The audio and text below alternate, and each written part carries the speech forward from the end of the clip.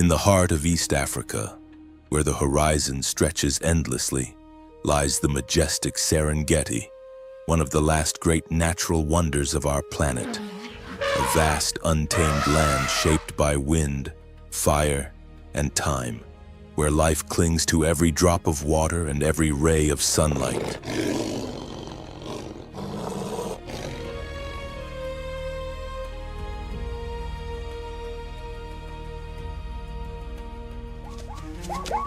During the dry season, the earth cracks under the relentless sun, and the air shimmers with heat.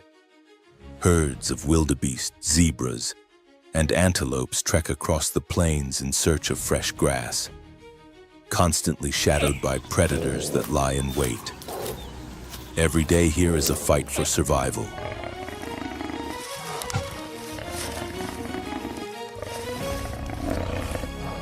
In this harsh wilderness, the lion rules as the supreme predator. Its strength and hunting skill make it the ultimate symbol of raw power. Yet standing in its path is a formidable rival, the African buffalo, a towering creature of muscle and horn, whose courage and loyalty to the herd challenge even the king of beasts.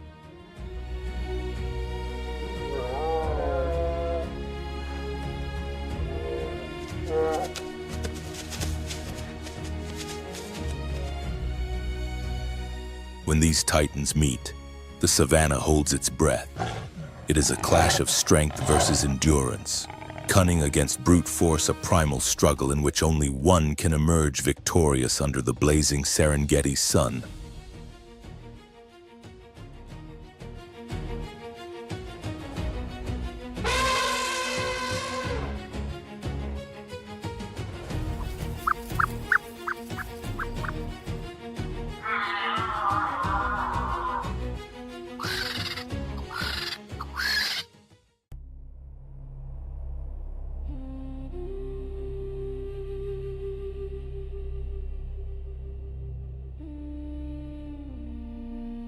Here, every breath carries the taste of life and death. Each day is a challenge, where the line between survival and peril is measured in heartbeats.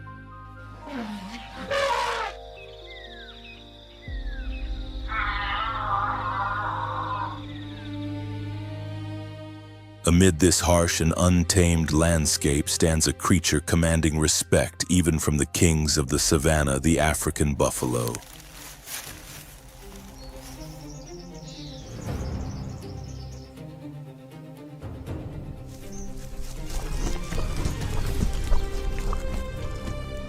An adult buffalo boasts an imposing frame, weighing nearly a ton, stretching over 3 meters in length, and standing around 1.5 meters tall at the shoulder. Muscles ripple beneath its glossy black hide, giving it the appearance of a living block of steel.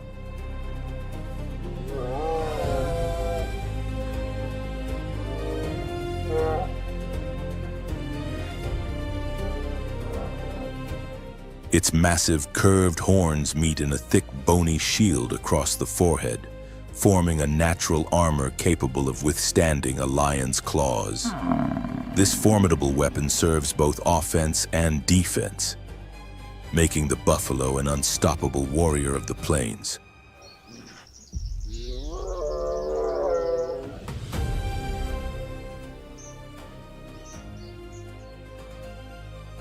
The wild buffalo is a moving fortress.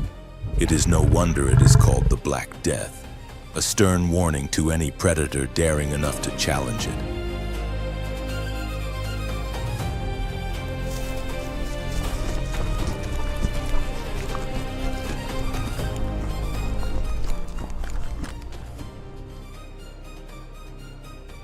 Yet the true power lies not only in size, but in the herd instinct. Hundreds, even thousands, move as one, ready to face danger rather than flee. They guard their young as if protecting the very essence of life itself.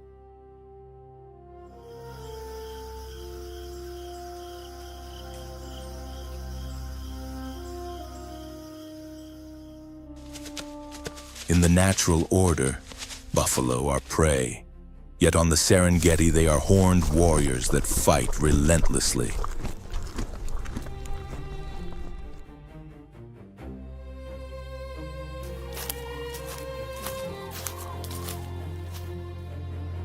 In the distance, silhouettes of hunters appear.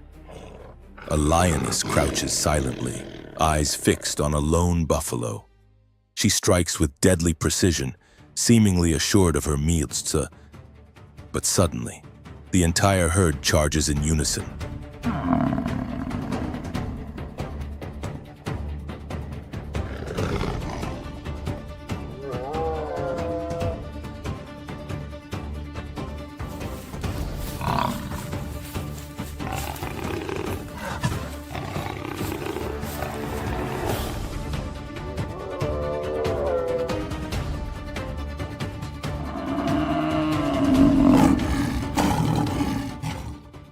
Horns clash with fury, forcing the predator to retreat.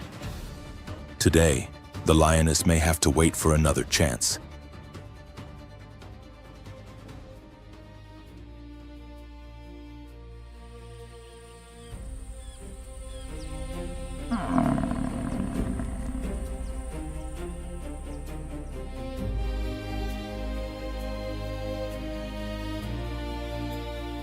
The buffalo's strength is not in a single individual, but in the unity of the herd. Together, they form a living wall that can make even the bravest lion hesitate. Yet beneath this armor lies vulnerability, the beginning of life.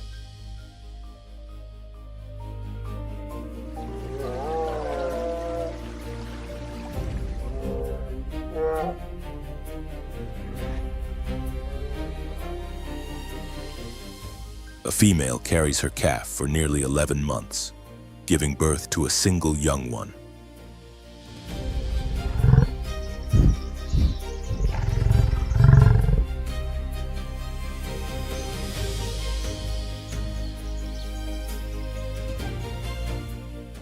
From the moment it enters the world, the calf faces an unforgiving environment.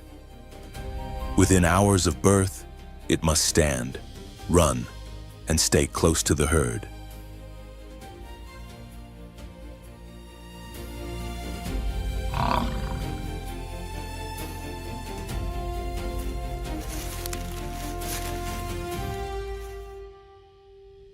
In the Serengeti, slowness is a death sentence. The breeding season coincides with the rains and abundance of food, and it is also the time when males engage in brutal duels for mating rights.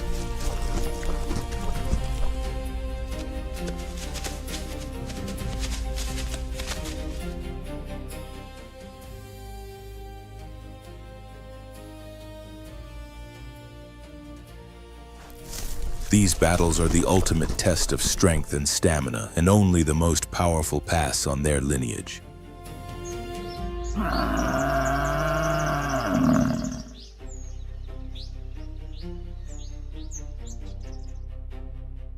The first steps of the calves make them prime targets for predators. Time moves on. A new day dawns over the plains.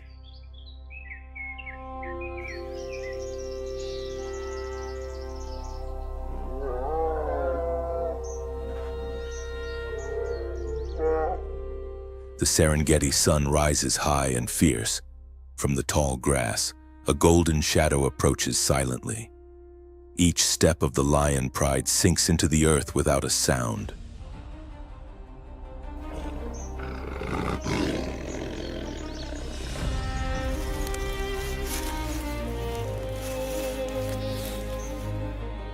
Their eyes lock onto a calf that has strayed from the safety of the herd. A predator never forgets a missed opportunity.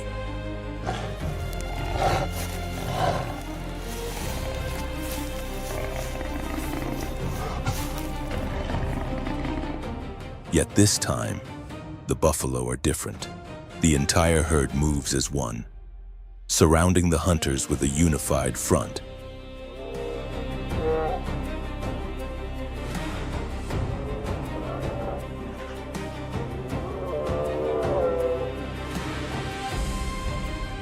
Suddenly, they charge in succession. The mother buffalo fights desperately, but her strength alone cannot withstand the coordinated assault and strategic encirclement of the group.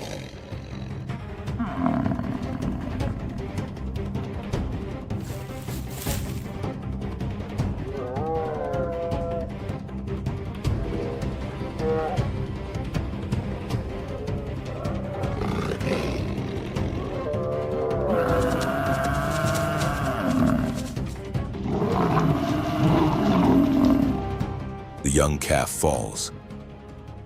This time, the lions claim victory. The tragic scene ends with the mother defeated. Unity alone could not save her offspring.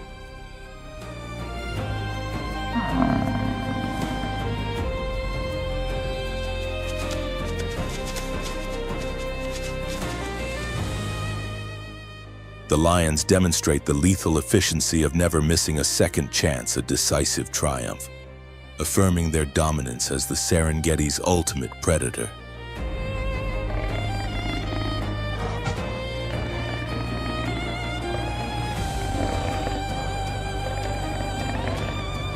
After the hunt, calm gradually returns to the plains. In the sparse shade, the lions rest. Cubs begin to play, tumbling over one another and playfully biting their mother's tail.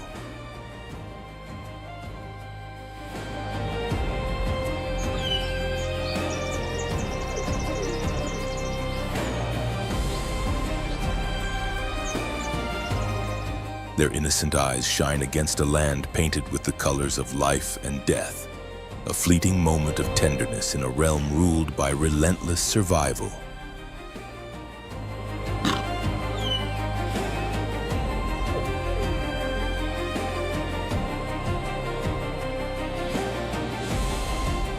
The lion, emblem of strength and authority, the Ma possesses a solid territorial muscular body stretching over 2 meters in length. The thick mane covering a male's neck gives him the appearance of a proud warrior of the Savanna.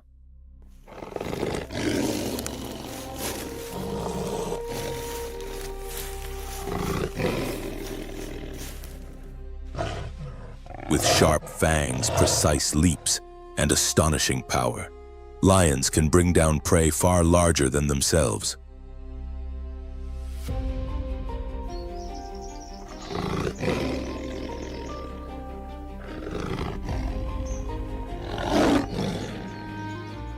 But the true secret to their success lies not in individual strength, but in the cooperation of the pride.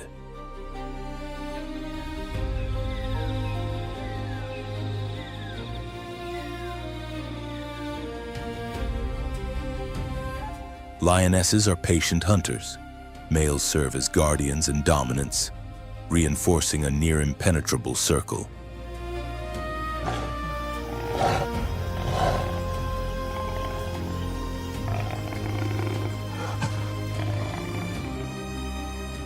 And like the buffalo, their lives revolve around other battles, fierce contests for the right to reproduce.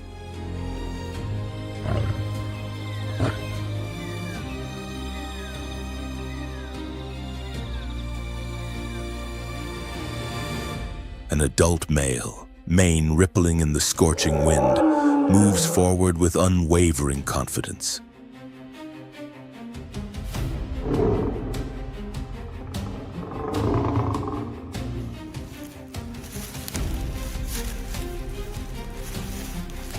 An intruder has arrived.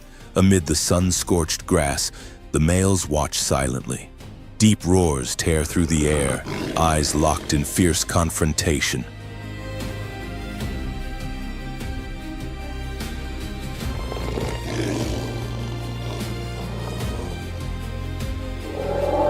Then they charge.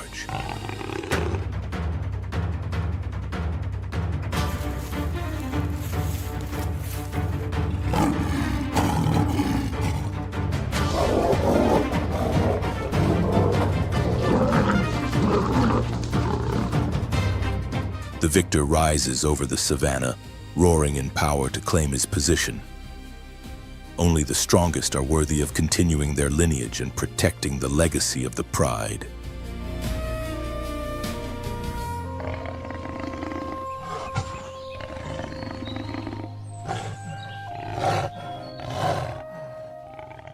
From these brutal wars emerges, once again, the mating season.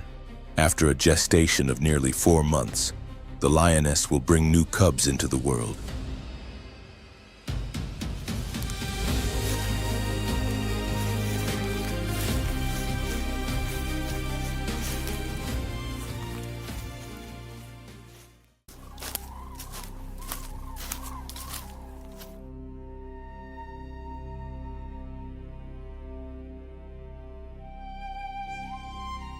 Beyond the loud, brutal confrontations of the Serengeti, there exists another form of survival unfolding in near-perfect silence.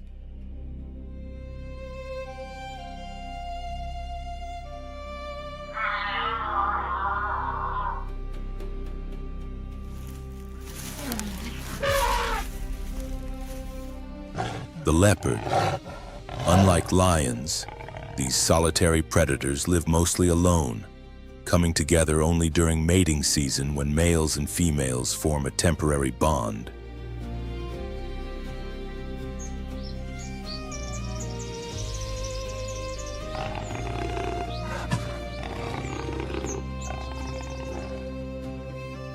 After a gestation of roughly 3 months, the female gives birth to 2 or 3 cubs.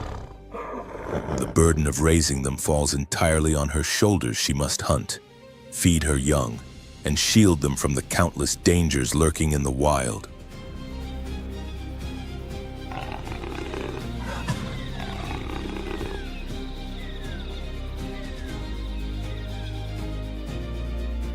With a muscular body stretching almost 2 meters long, including its long tail used for balance, the leopard is a master of agility. Its golden coat, dotted with black rosettes, allows it to vanish within tall grass.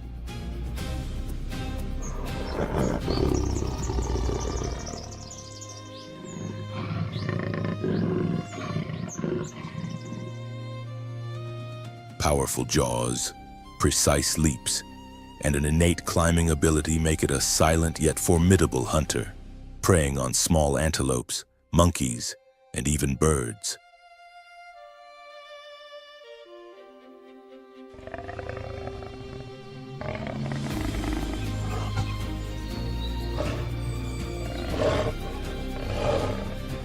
Leopards often drag their kills high into the trees to keep them safe from other carnivores, an extraordinary skill no other big predator possesses.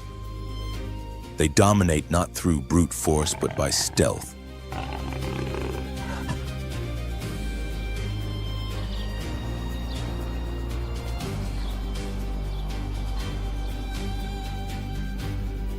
Blending with the environment using the natural camouflage of their fur. Most hunts occur at dusk or under the cover of darkness, when their form becomes nearly invisible.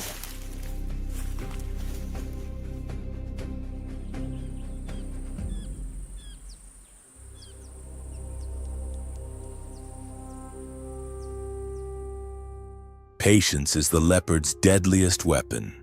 It can stalk a target for hours, waiting for the perfect moment to strike.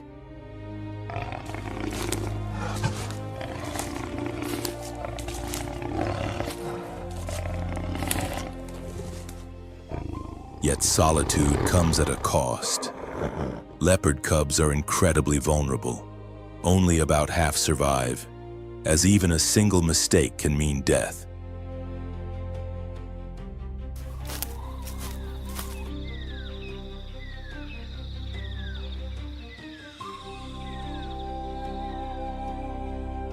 Unlike lions who rely on group strength, the leopard walks a solitary path.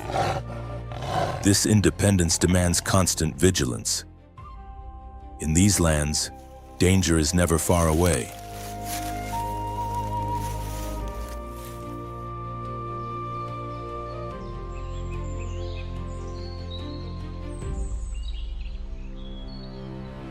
After a long day of careful stalking, the leopard finally brings down a small antelope.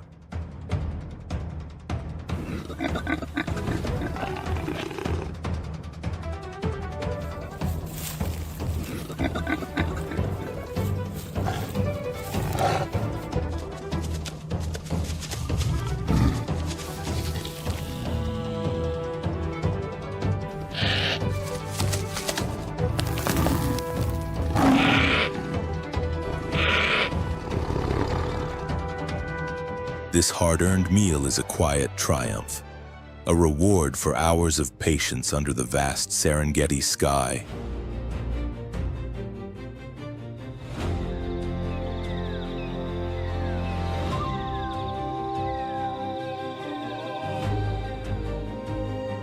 In the distance, an eerie laughter echoes. Though their appearance may seem scruffy, hyenas are true masters of survival.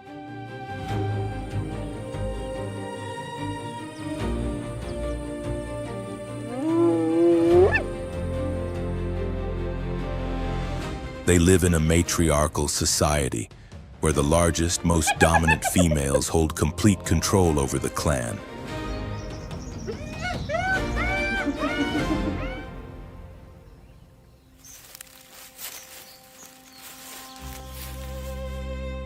Hyenas are far more than mere scavengers, as many believe. Up to 70% of their diet comes from active hunting.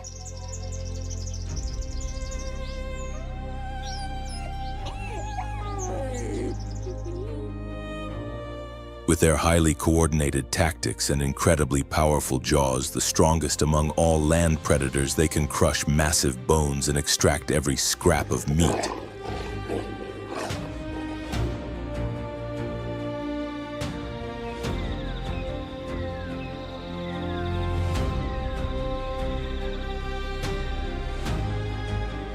A threat approached, eyes gleaming in the twilight. Its target was clear, the prey recently claimed by the leopard.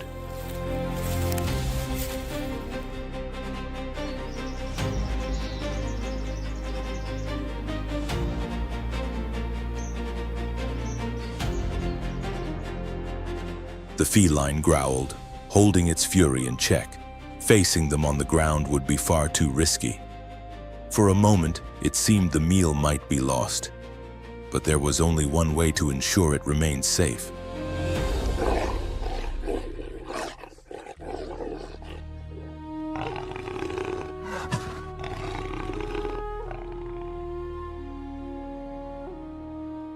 Suddenly, the leopard sprang into action. With a swift, practiced motion, it dragged its prey high into a tree beyond the reach of its rivals. The feast was once again secure.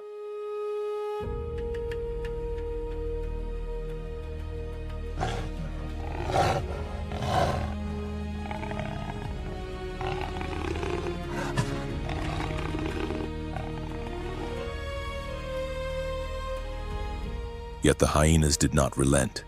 They lingered below, prowling in the shadows, ever patient.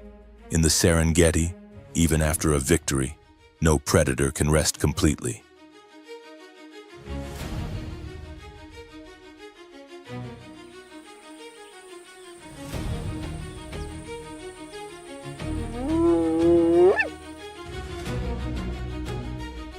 When the hyenas and leopards eventually departed, the ground remained scattered with the remnants of life just ended.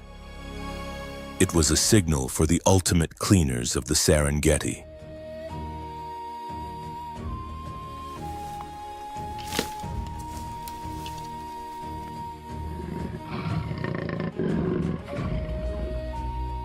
From above, dark shapes began to wheel in the sky. The heavy beating of wings broke the silence. The vultures.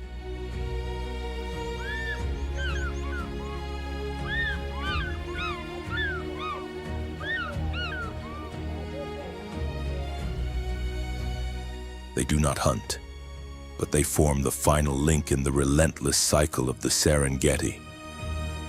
Their role is to cleanse the battlefield after every deadly encounter.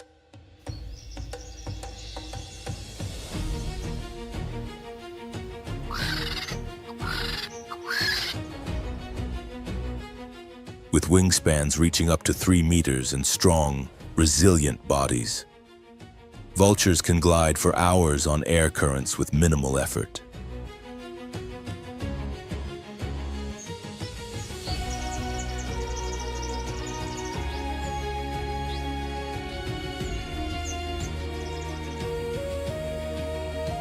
Their sharp eyesight allows them to detect carcasses or signs of predation from dozens of kilometers away.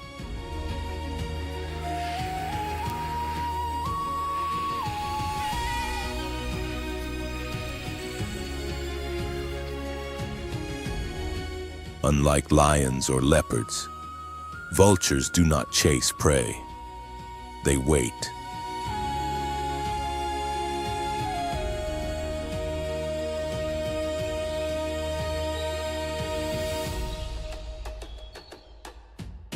Circling patiently, they hover until the roars fade or the scent of death fills the air.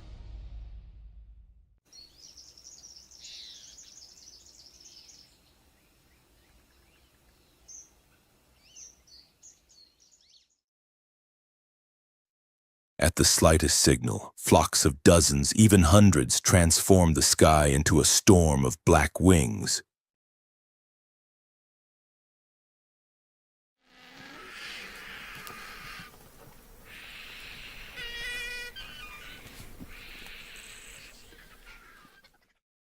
Though the ensuing feast may seem chaotic, it follows an invisible order. Each group waits its turn, gradually approaching until only white bones remain on the earth.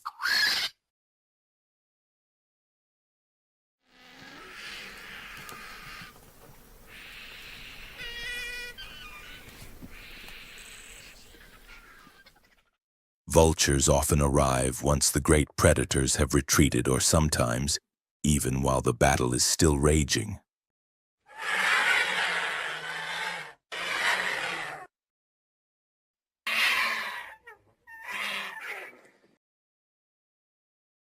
In the Serengeti, vultures serve as nature's silent cleaners. They remove the remnants of life, prevent the spread of disease, and restore balance to the vast plains.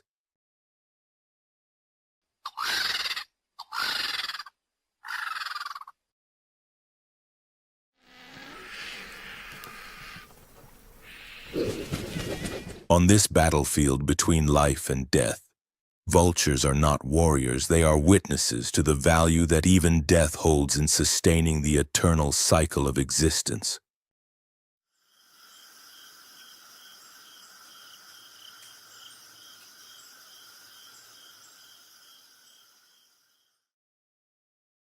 In this harsh and majestic land, where every breath carries the scent of life and death, life does more than survive, it emerges stronger after every trial.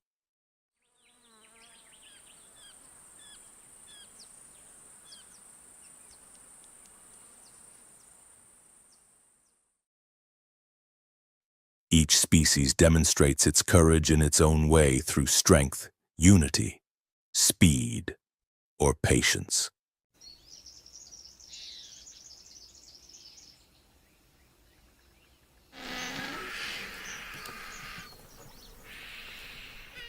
It is this diversity of survival strategies, woven into the relentless cycle of life and death, that has shaped the enigmatic Serengeti, a timeless symbol of the wild, untamed natural world.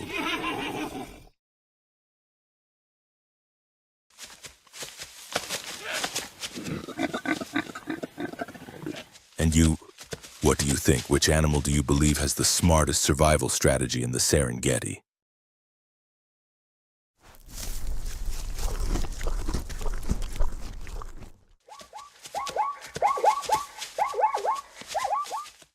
Share your thoughts in the comments. We love reading your ideas.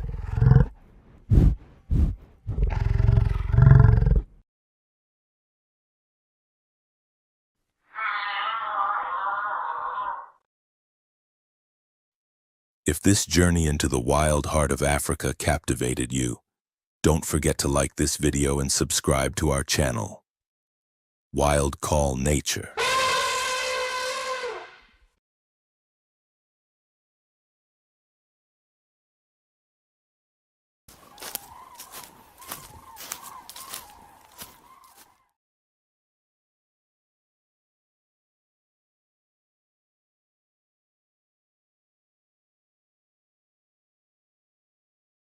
Under the blazing sunset of the Serengeti, an eternal struggle for survival unfolds.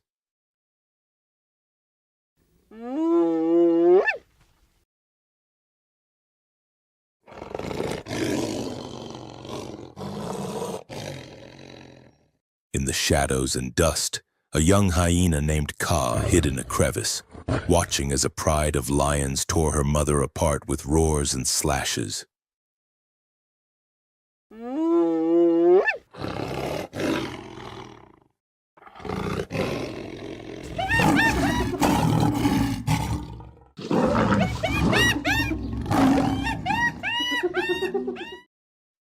From that moment, darkness became her first companion.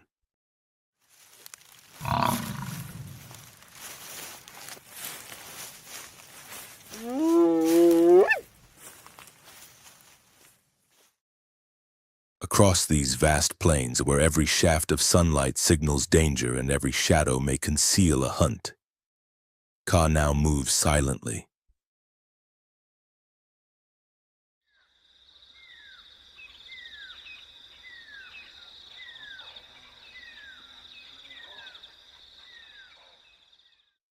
She has no clan, no territory. She embodies both solitude and a near impossible resilience.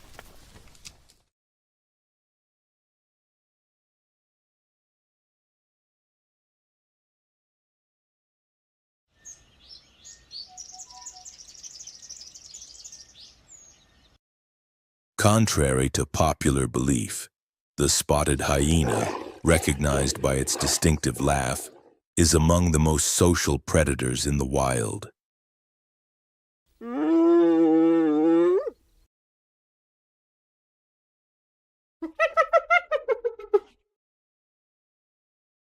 It is not just a scavenger. Over 70% of its food comes from its own hunts.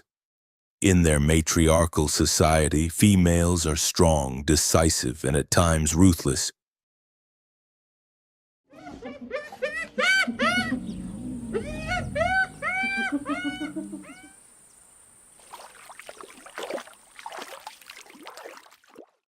Ka once belonged to one of these clans, but when the old leader faded and power shifted, she was young, allyless, and motherless.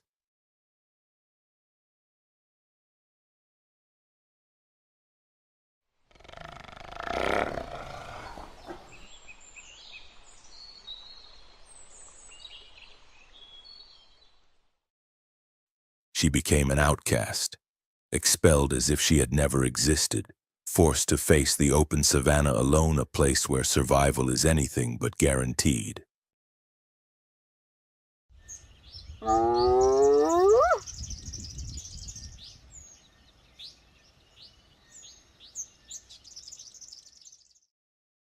Alone, she traversed lands dominated by her greatest enemy, lions. In the dry grasslands, she avoided ferocious African wild dogs, concealed herself from hunting eagles, and followed the flight paths of vultures to scavenge leftovers.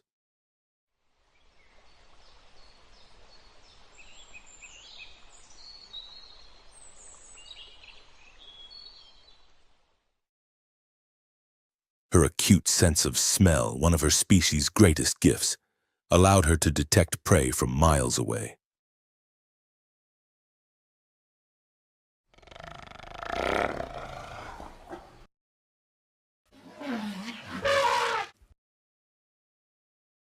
Yet survival alone was not enough. She sought purpose. One day, after a violent clash between lions and another hyena clan, Ka stumbled upon something unexpected, a group of trembling, exhausted, orphaned pups.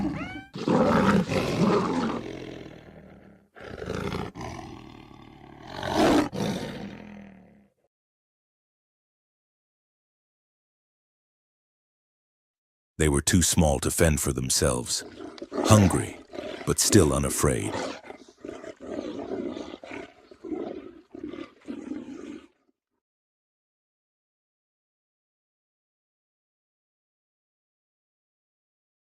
For a moment, her instincts wavered between attack or protection. Then she slowed, emitted a low growl, and did not strike.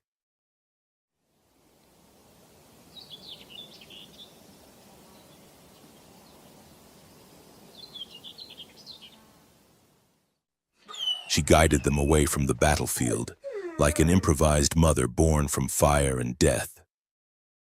Thus began an unusual alliance, a banished female and a handful of orphaned cubs.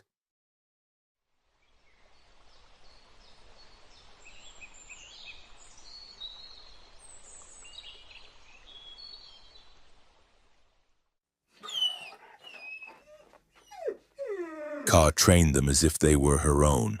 She taught them to stalk silently under the cover of night when hyenas are most active thanks to their keen vision, and to use their laugh, a sound audible up to 5 kilometers, not only for communication but to command respect and mark territory.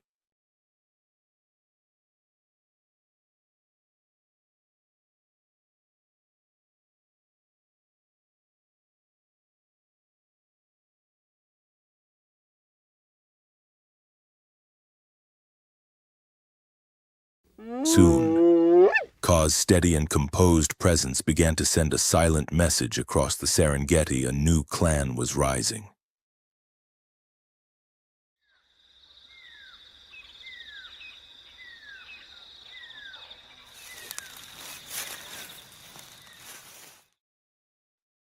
The scent of territory was unmistakable. The laughs that once echoed cries for help now resonated as the sound of a new power emerging.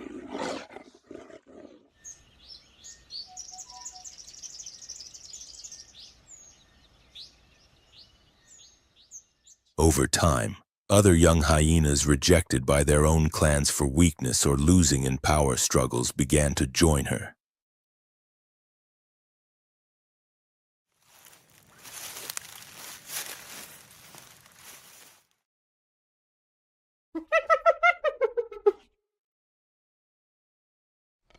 Each carried its own scars, visible or hidden. But under Ka's watchful eye, they were no longer outcasts. They became part of something greater.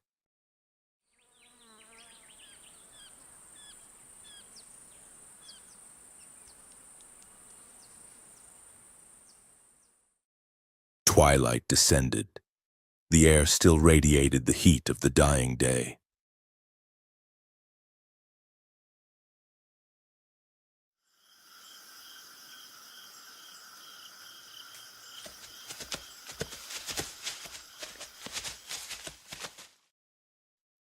The tall grass whispered with the wind.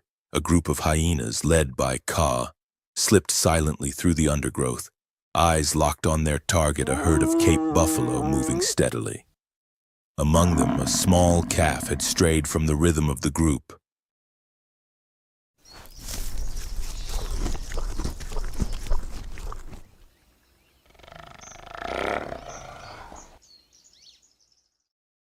The hunt had begun. The hyenas launched their attack, scattering the buffalo herd. Roars, the thunder of hooves striking the earth, and the frantic cries of the calves filled the air like a wild symphony.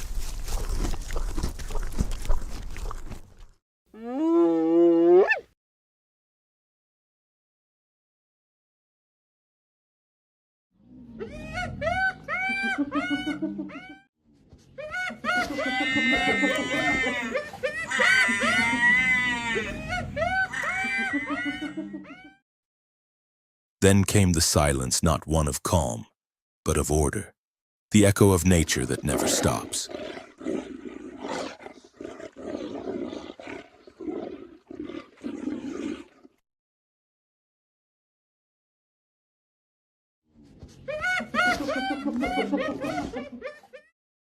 But surprises were far from over. Soon, another sound cut through the air, the beating of wings descending from the sky. Bearded vultures and white-backed vultures began circling before swooping down.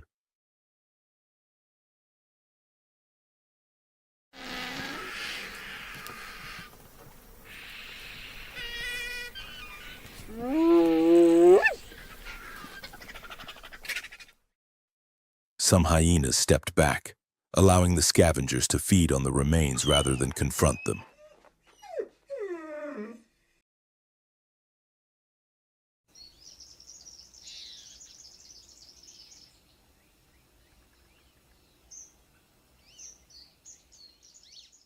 At the base of the carcass, lines of African soldier ants advanced with relentless discipline, devouring every fragment left behind.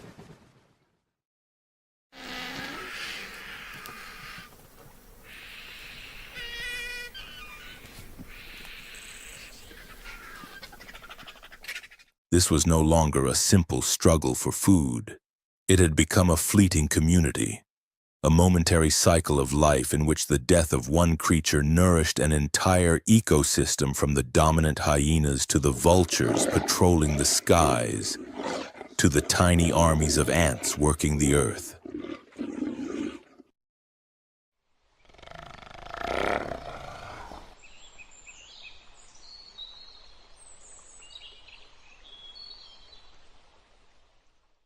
Amid this scene, Ka remained still at the edge, watching silently with the gaze of a leader, a guardian of the delicate balance between predators, scavengers, and the relentless renewal of life.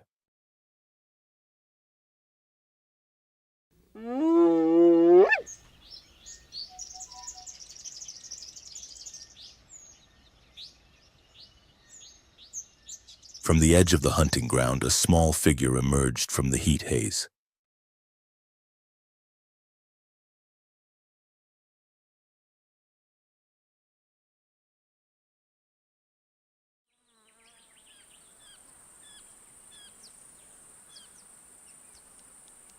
Sleek, alert, moving with the lightness of smoke, it was a black-backed jackal, a species renowned for cunning, independence, and a remarkable ability to coexist with much larger predators.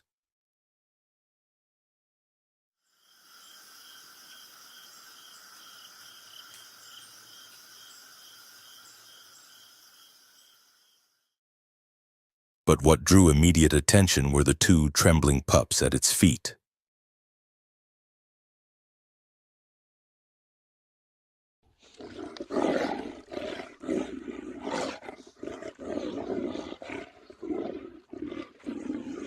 Lean and exhausted, it was clear that the mother and her pups were fleeing from something far more dangerous than hunger.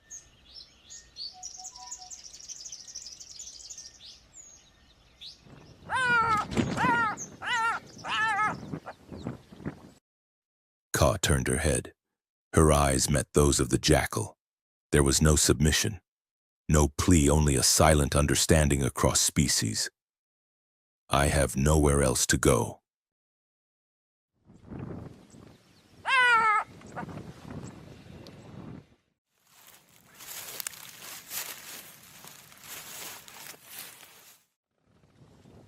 With the new season approaching, the jackal took a few careful steps forward, slow but fearless.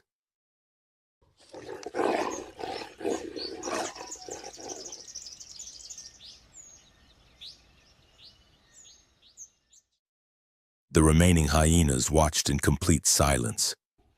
No one challenged her. No one drove her away.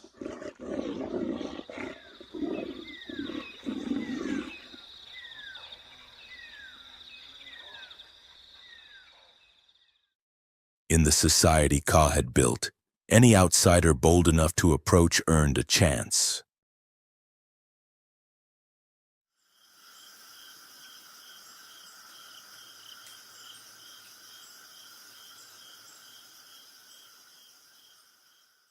The sun rose over the Serengeti horizon, painting the tall grasses gold and scattering the last chill of night.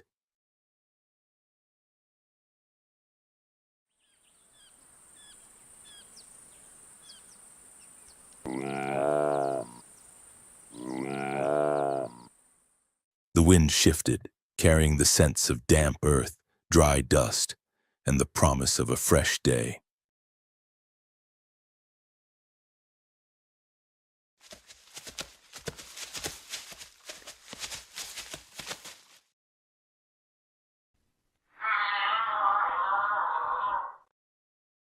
As Ka and her clan rested among the scattered mounds of the open woodland, elsewhere in the wild, a new predator awakened.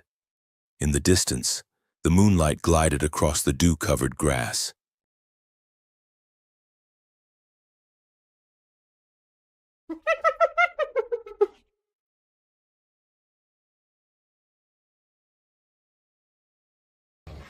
At the edge of a low bush, a caracal crouched, perfectly still, waiting for the precise moment. Its yellow eyes glimmered in the moonlight, black-tipped ears erect like antennas, attuned to the slightest sound.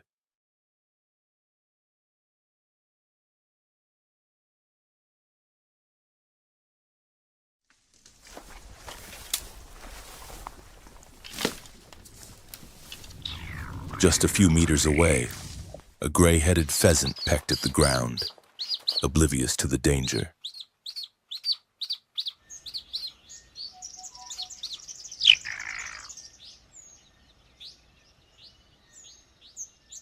In an instant, the caracal sprang forward, a streak of red against the dark.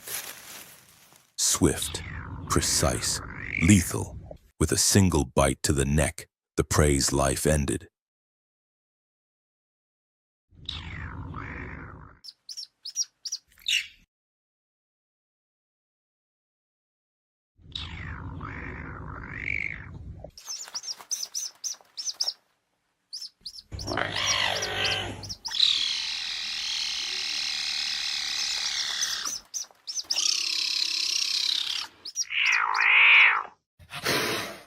Silently, the caracal turned. The bird clutched between her jaws, ready to carry her prize back to the den.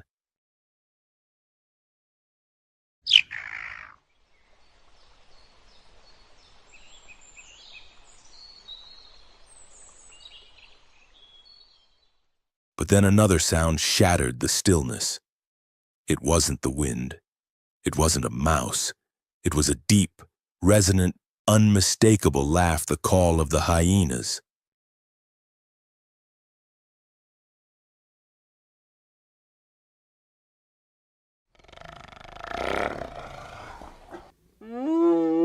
From the bushes on the opposite side, Ka appeared, her cold, steady eyes fixed on the caracal and the prize at its feet.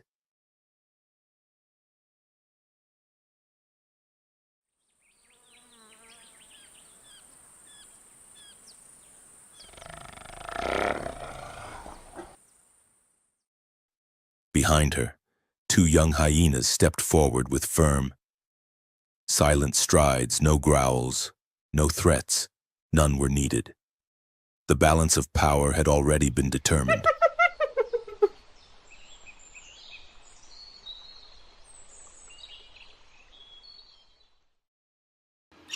The caracal let out a soft growl and stepped back.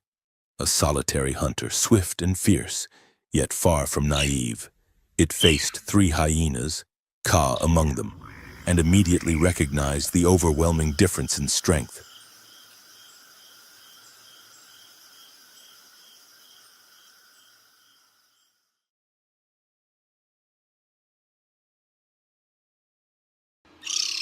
Silently, it released the pheasant. Its eyes flashed with silent frustration.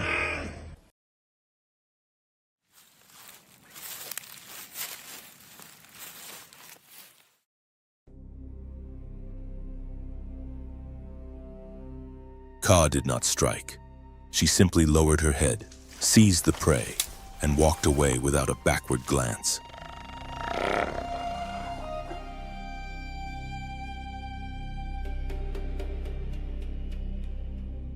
The caracal remained alone in the shadows, among the remnants of its lost hunt.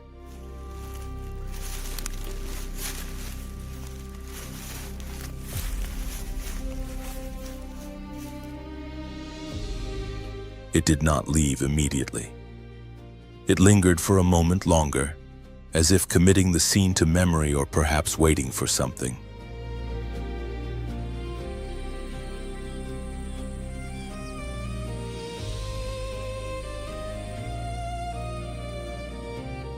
In the savannah, the hunter does not always claim the meal. With one final glance into the distance, the caracal vanished into the windswept grass, its shadow dissolving into the night.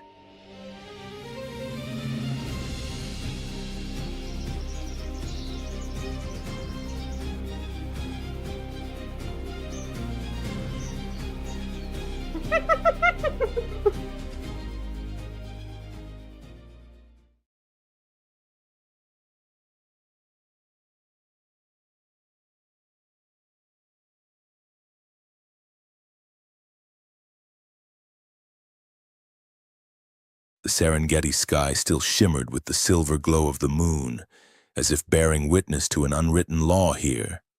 There is no justice, only strength, and the patience to seize the right moment.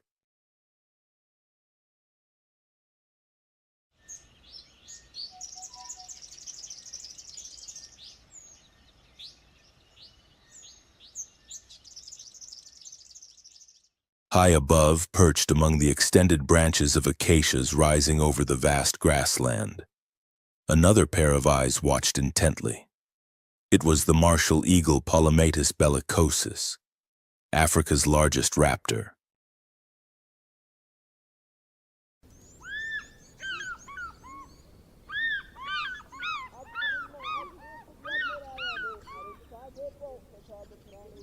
Its sharp gaze swept the savanna, detecting the slightest movement, a scurrying mouse, a slithering snake, or a young antelope straying from the herd.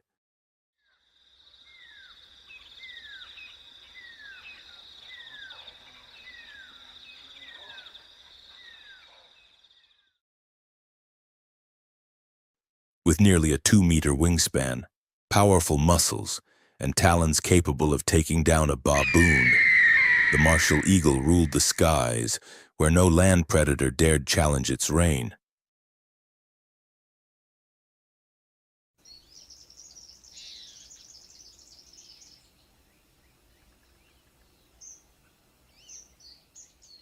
That evening, however, the ruler of the air focused on smaller prey.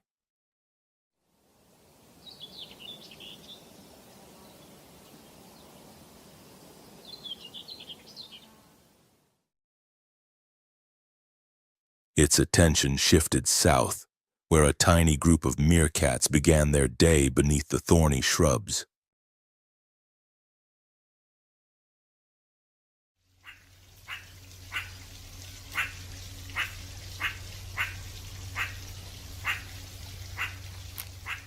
One stood tall atop the highest mound, scanning the horizon with unwavering vigilance, while the others spread out, digging for larvae, worms, and tiny lizards.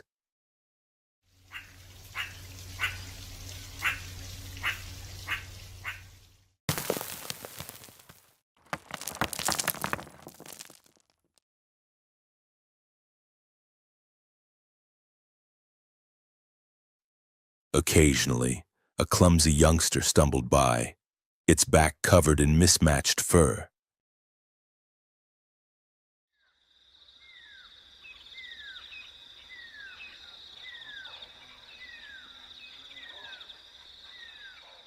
The martial eagle lowered its head, tracking each movement with lethal precision.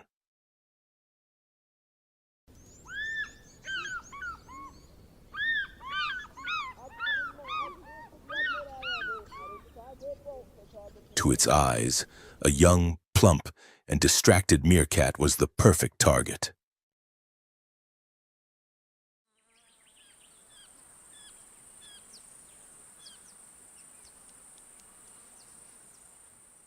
But the meerkats were far from naive. Whenever a shadow passed overhead, the sentinel let out a sharp, piercing chirp, like a blade slicing the air.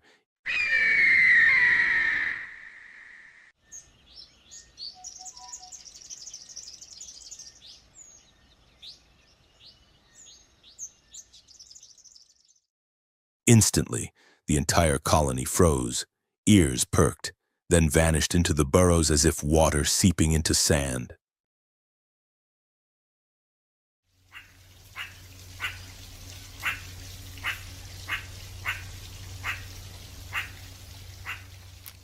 The eagle hesitated. It did not strike. Not because it lacked the power, but because it knew the moment was not yet right.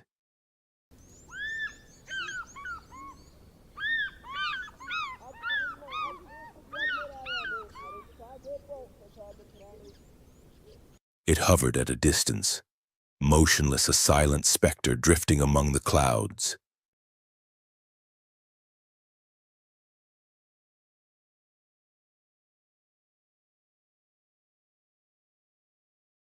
Minutes later, the meerkats began emerging from their tunnels once more. The air filled again with tiny sounds, claws scratching the earth, insects snapping underfoot, brief murmurs exchanged between them.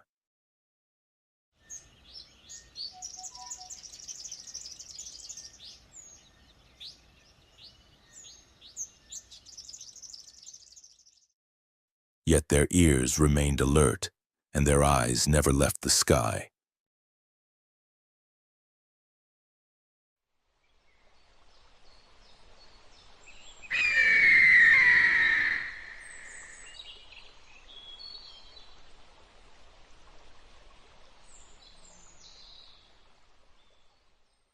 In the Serengeti, safety is never guaranteed. It is only a fleeting moment of respite before nature claims its turn again.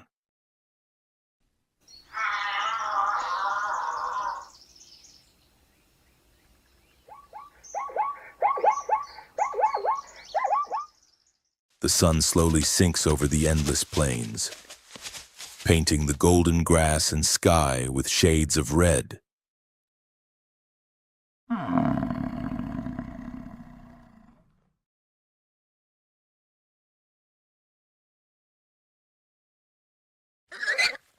In this vast ecosystem, life unfolds in a constant cycle of struggle and adaptation, where every creature, from the stealthiest predator to the nimblest prey, plays a vital role in maintaining the balance of the savanna.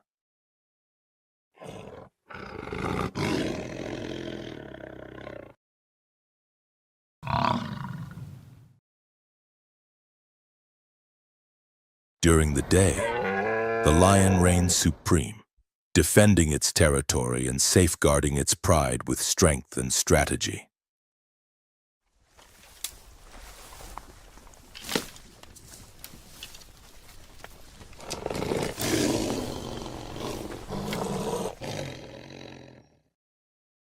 The cunning hyenas seek opportunities in the shadows and silence, while the majestic martial eagle patrols the skies, hunting with deadly precision.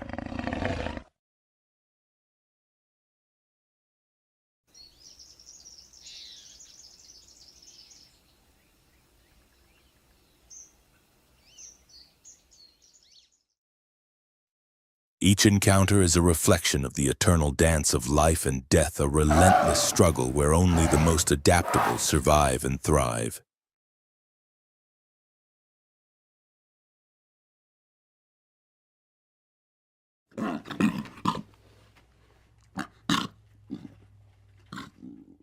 Beyond the raw power of nature, human action plays a crucial role.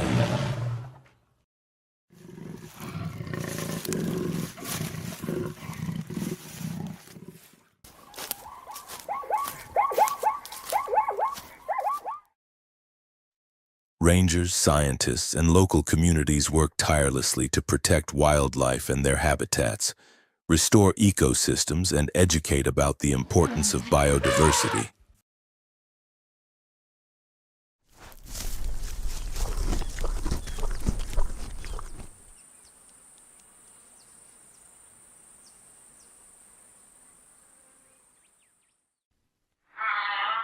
Every effort reminds us that caring for nature is caring for life, and that the survival of these magnificent animals also depends on our awareness and respect.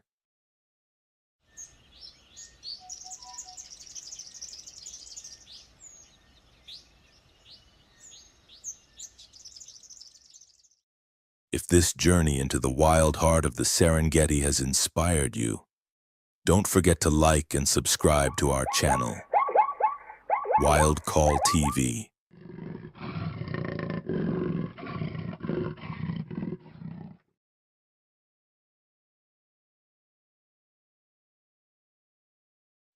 Join us on future adventures as we continue to explore, admire, and protect the secrets of nature together.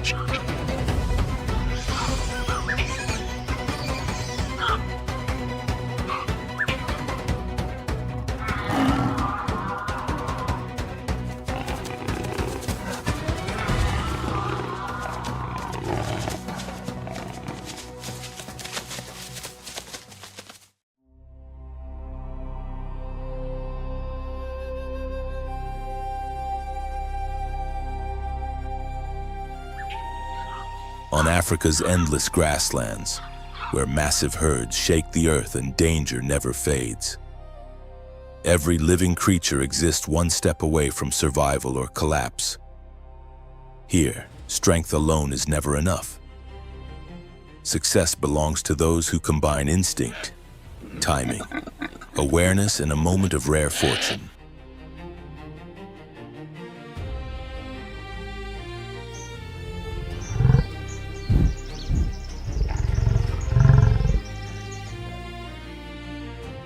At the start of a pursuit, it appears inevitable. The predator closes in. The odds seem fixed. But the savanna writes no simple stories. When an animal is cornered and all escape routes vanish, desperation becomes power.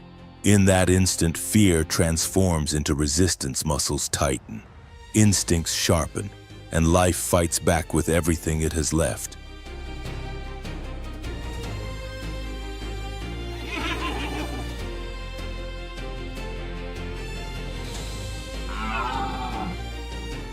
There are no permanent rulers in the wild, no roles written in stone. Only those who seize the exact moment can change their fate.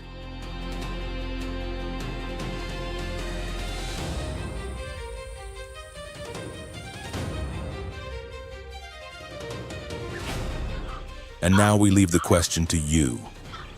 Do you believe prey can sometimes defeat its predator and rewrite the ending of the hunt? Let us know your thoughts in the comments.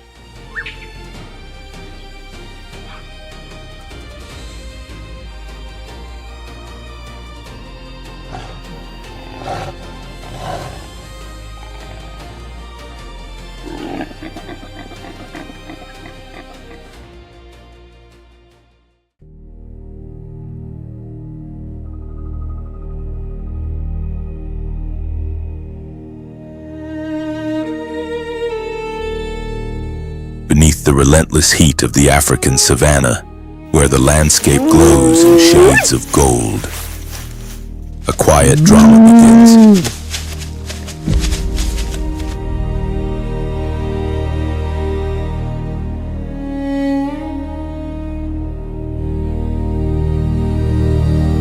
Movement is barely visible as shapes press low against the grass. A coalition of lionesses waits, patient and focused.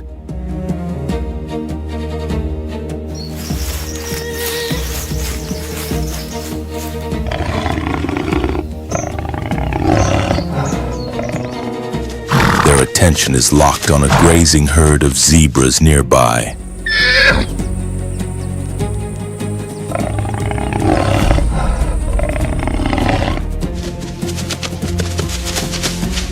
From a predator's perspective, zebras often seem straightforward prey, social animals without claws or fangs, dependent on awareness and escape.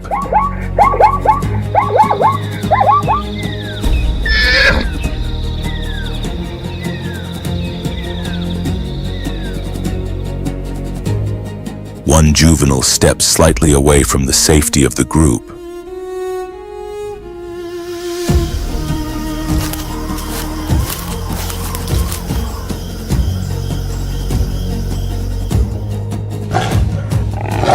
Smaller and less experienced, it appears vulnerable.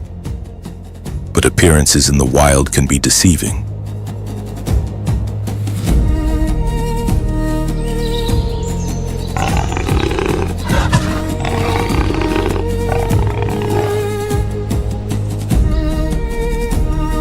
As a lioness closes the distance, the young zebra reacts with astonishing speed.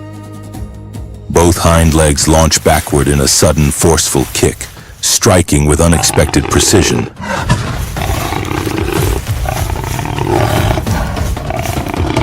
The predator hesitates, momentarily disoriented. In that instant, the balance of the hunt shifts.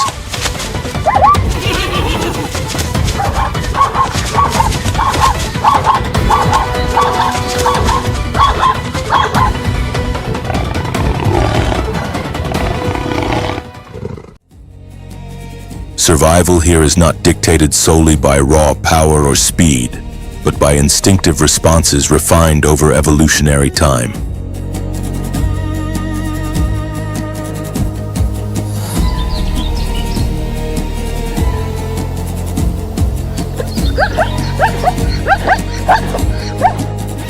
These split-second decisions are the visible outcome of ancient biological programming.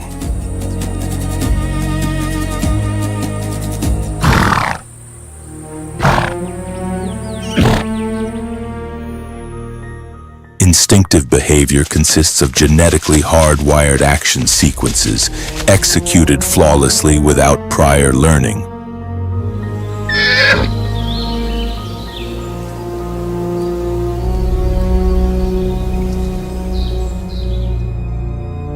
They activate automatically when specific threats are detected, allowing animals to respond faster than conscious thought would allow.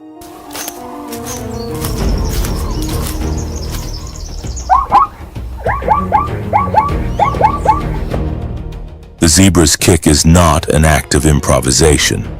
It is an innate motor pattern activated instantly when danger approaches from behind.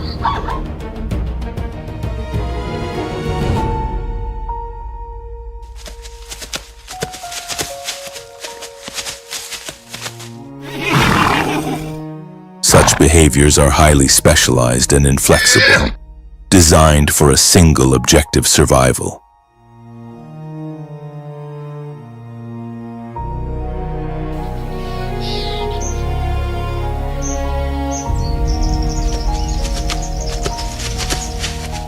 Reflexes function alongside these instincts, operating through rapid neural circuits that bypass deliberate processing altogether.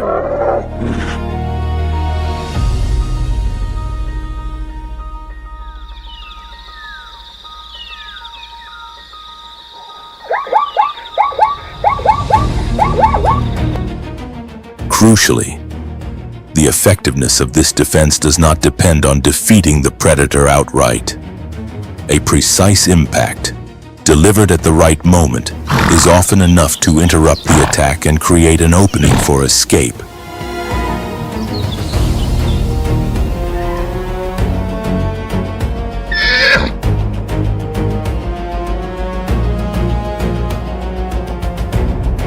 Zebras possess exceptionally strong hip and thigh musculature, among the most powerful of any grazing mammal.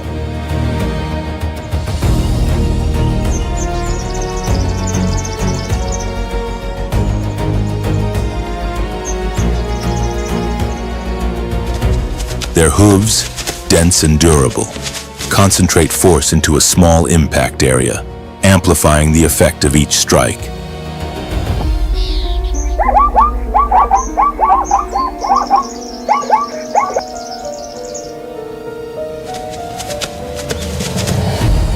When a predator approaches from the rear, the zebra can adjust its kick trajectory straight back or slightly angled depending on the attacker's position.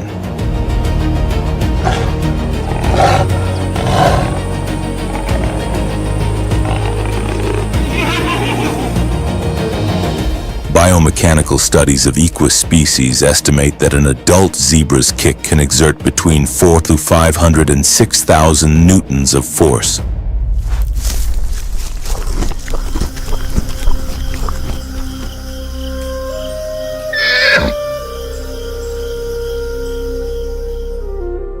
Such power can result in serious injuries if contact is made with sensitive areas such as the head or torso.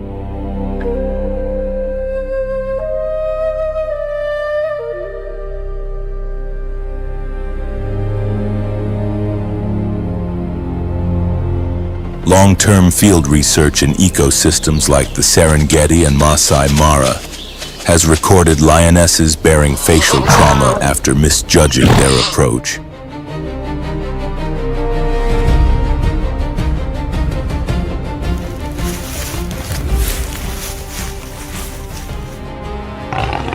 Skilled predators learn this lesson early. Timing and distance are everything, and one mistake can change the outcome of a hunt.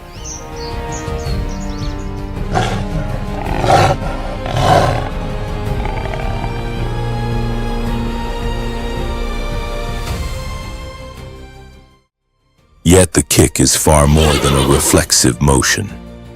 It is the product of an instinct shaped and refined over generations.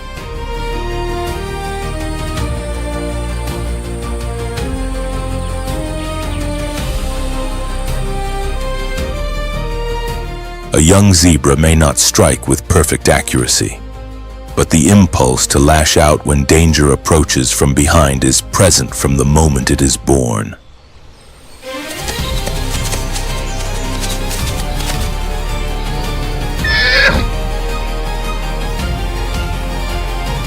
As time passes, experience transforms that impulse into precision. The zebra learns when to deliver the kick, how to aim it, and where to flee once the opening is created.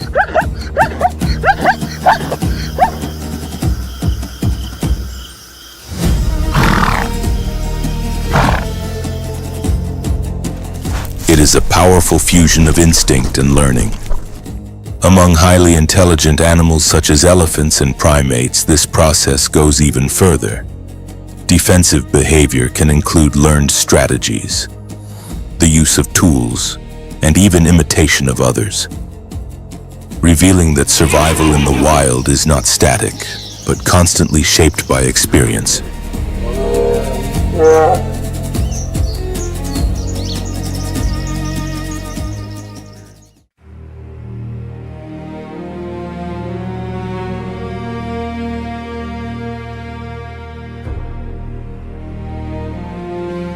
Towering above the African plains, the giraffe is the tallest animal ever to walk the land, and one of the most striking symbols of the savanna.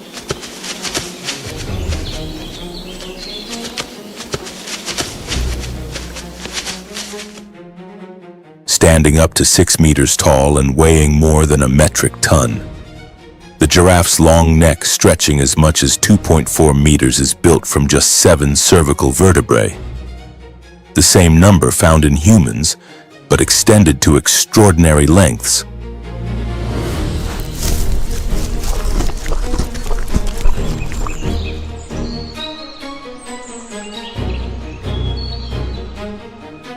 Its golden coat, broken by bold geometric patches, blends seamlessly with sunlit grasslands and dry shrubs.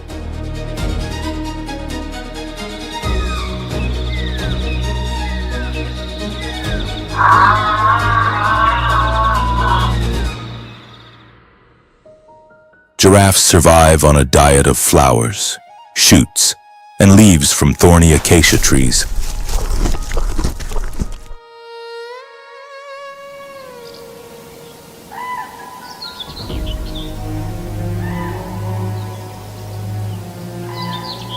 Their dark, flexible tongues nearly half a meter long coil effortlessly around sharp branches, while thick saliva neutralizes toxins that make this foliage inedible to most grazers.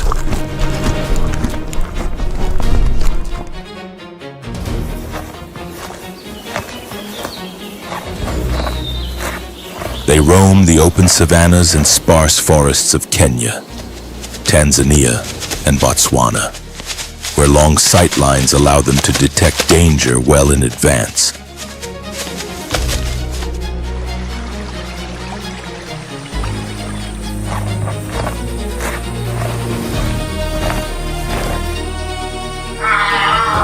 Though they appear calm and slow-moving, giraffes possess a defense system few predators dare to challenge.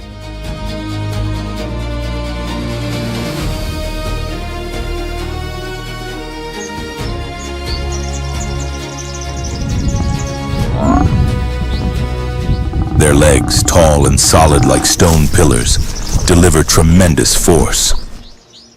A single forward strike can unleash thousands of newtons of impact, powerful enough to break bone or kill a full-grown lion with a precise blow to the head.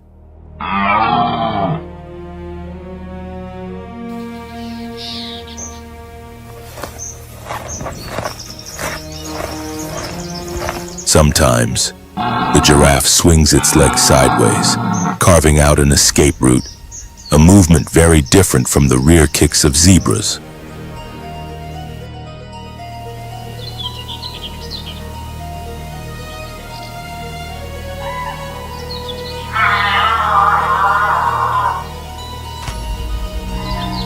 From its elevated vantage point, the giraffe also serves as a living watchtower, spotting threats far across the plains.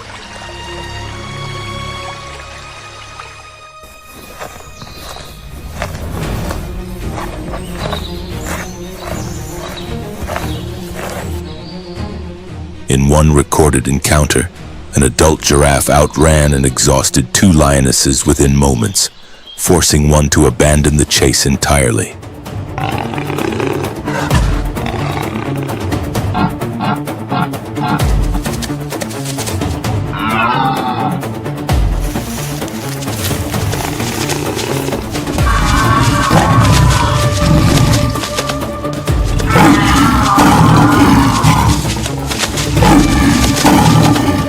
A frontal strike from a giraffe can be devastating.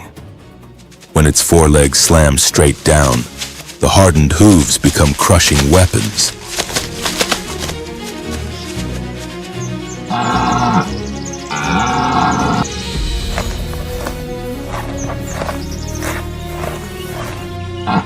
A well-placed impact to the skull of a predator can result in fatal injuries ranging from head trauma to spinal collapse or internal bleeding, often ending the fight in minutes.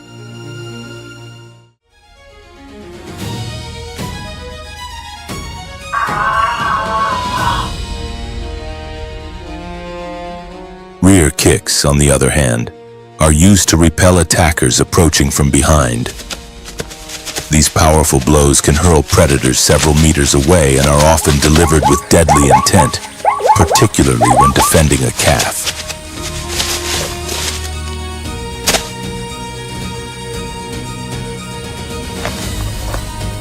While zebras kick primarily to create an opening to flee, giraffes strike with the purpose of eliminating the danger.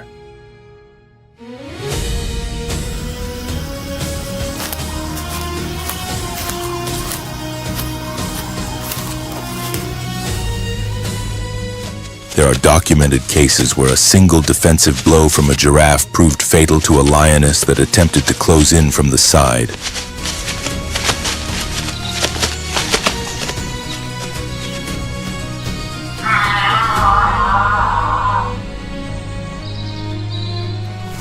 The giraffe's hooves, spanning 30 to 35 centimeters and lined with hardened, razor-like edges, do far more than bruise. A sideways impact can rip through the abdomen, shatter the spine, or cause the lungs to collapse.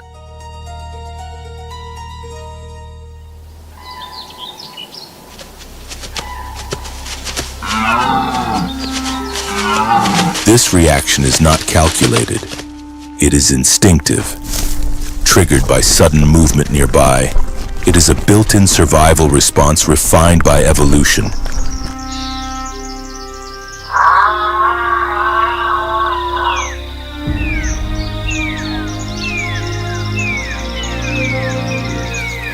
Even lions, among the most formidable predators on Earth, are cautious when facing a fully grown giraffe.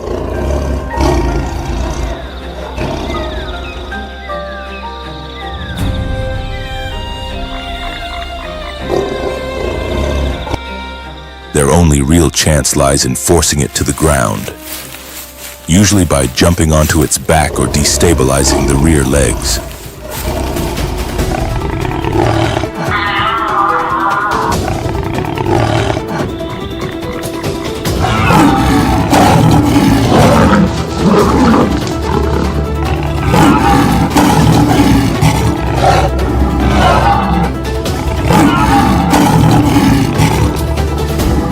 Because as long as the giraffe remains on its feet, every kick is a potential killing blow.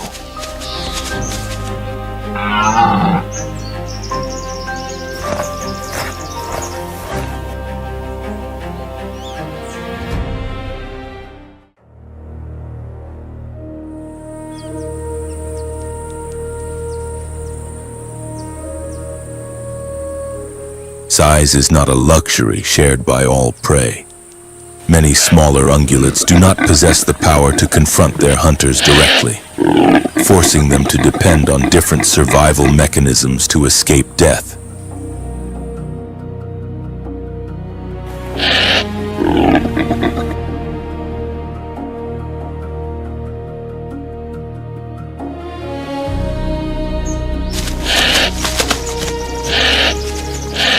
impala approaches the water's edge with caution. Without warning, a Nile crocodile bursts from below and seizes it.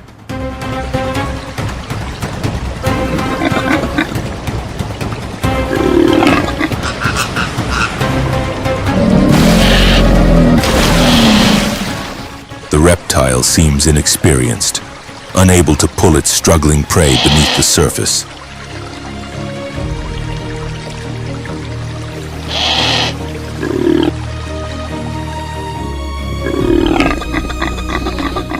Caught at the shoreline, the impala fights desperately, first attempting to escape, then stiffening its body when it realizes resistance is its only chance to avoid drowning.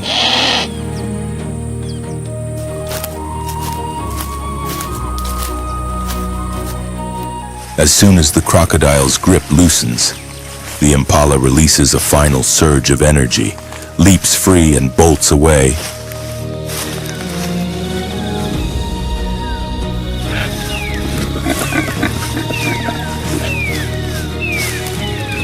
But survival in the wild rarely follows a single threat. At that exact moment, a leopard appears.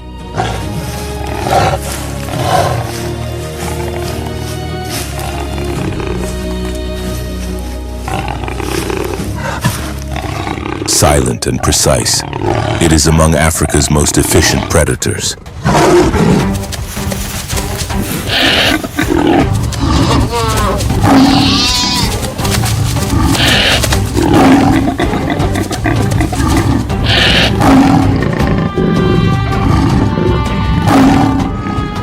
Yet even it can be stopped by one unlikely opponent, the Cape porcupine.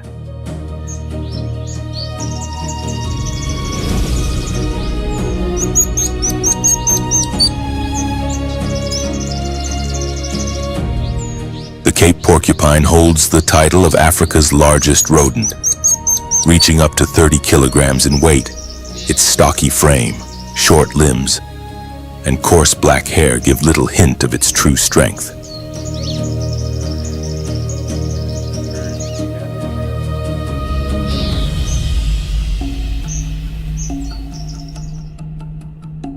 That power lies in its formidable coat of quills, one of the most effective defensive adaptations found in mammals.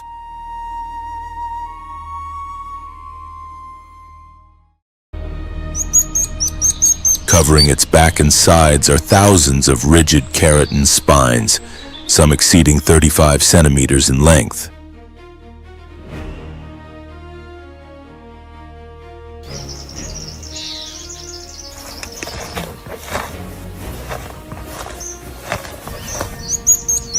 The shorter quills near the head form a dense shield, while the longer, hollow spines along the back combine strength with flexibility.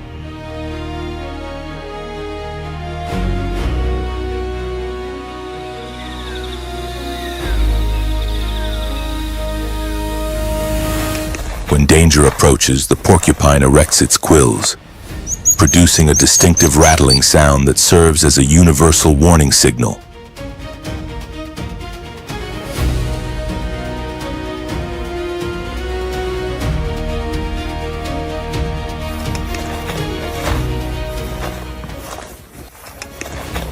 This species is native to dry savannas and open forests throughout southern and eastern Africa.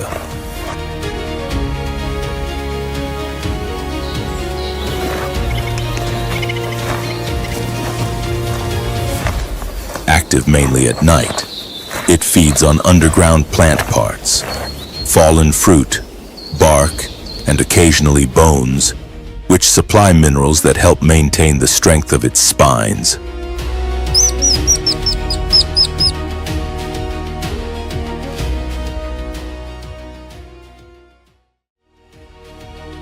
Though slow-moving, the porcupine relies on confidence rather than speed. When threatened, it pivots swiftly, raises its quills, and swings its tail with precision.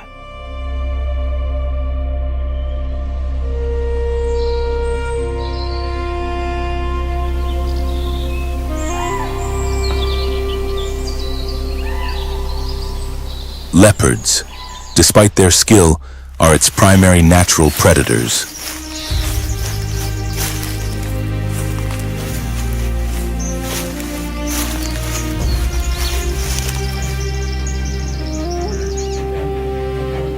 In one encounter, a leopardess hunting with her cub observes the youngster approach too closely.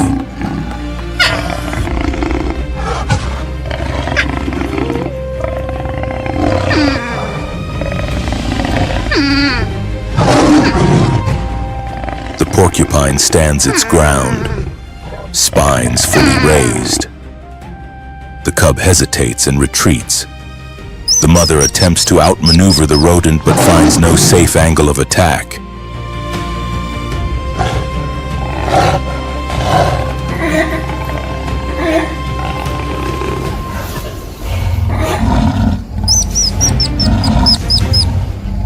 These reactions are driven by deeply ingrained instincts, reinforced by rapid reflex pathways. Even slight pressure activates an immediate defensive response.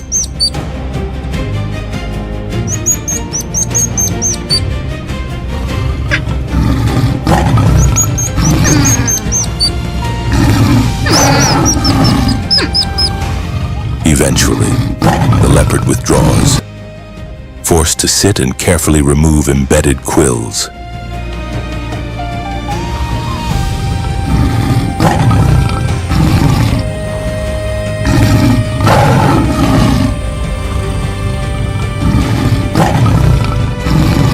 There are many documented cases of large predators dying days later from infections caused by such wounds.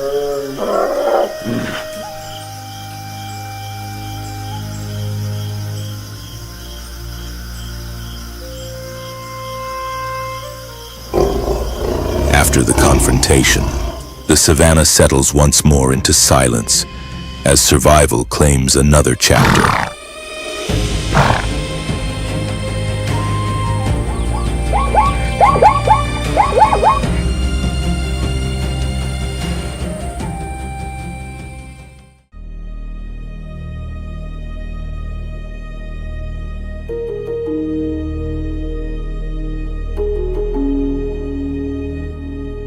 In the broken shade of acacia trees, a group of lions rests quietly. Their sunlit bodies shimmer against the pale grasses as evening approaches.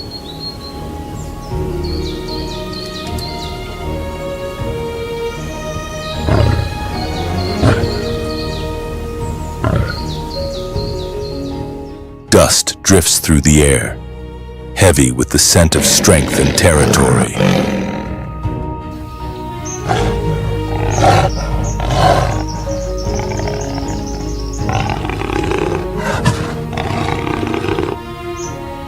But among these symbols of dominance lies something unexpected, a small, rounded form, smooth and reflective, like forged metal.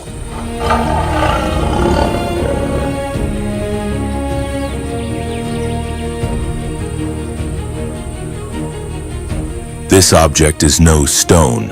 It is a perfectly sealed ball of overlapping scales, fitted together with extraordinary precision.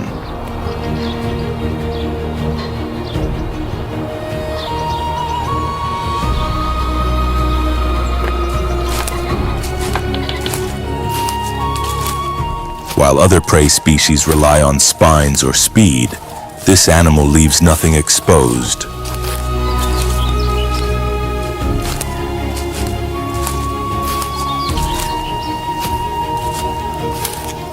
The ground pangolin of Africa, scientifically known as Temminck's pangolin, inhabits dry savannas and open forests from the southern regions of the continent to eastern Africa.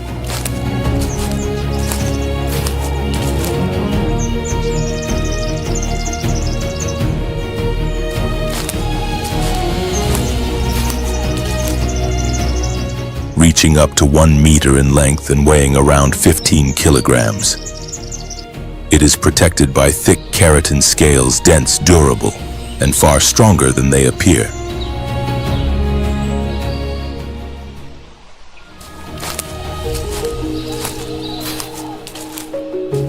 These scales overlap in layers similar to traditional armor, joined by flexible skin that allows the animal to move freely or lock itself into a tight defensive position.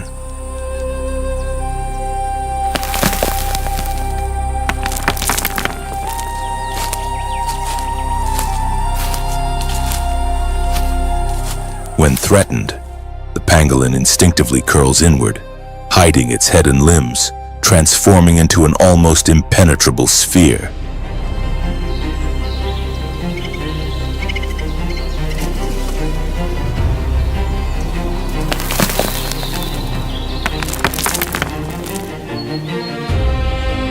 This reaction is one of the oldest known defensive strategies among mammals, preserved for over 40 million years.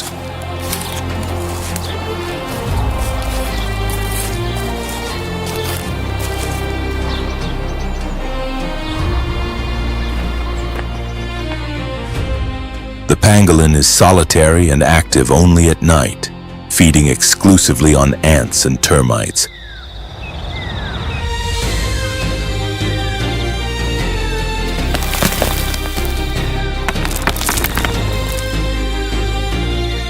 Its elongated tongue, often longer than half its body, allows it to reach deep into insect colonies hidden below ground.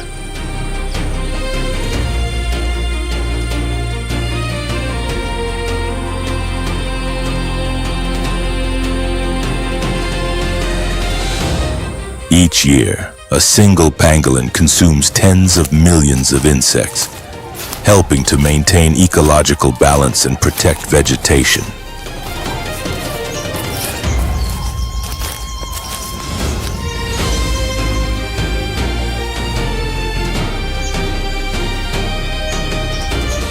Its strong forelegs and curved claws are designed for excavation, while its armored scales shield it from bites and acidic secretions.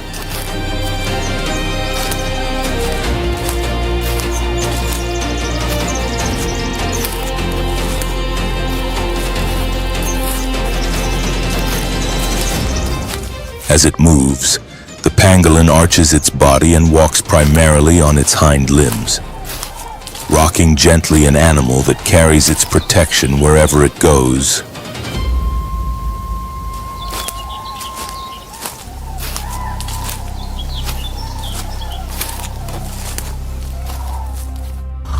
When a lion tries to force it open with its paws, the pangolin's real resilience becomes evident.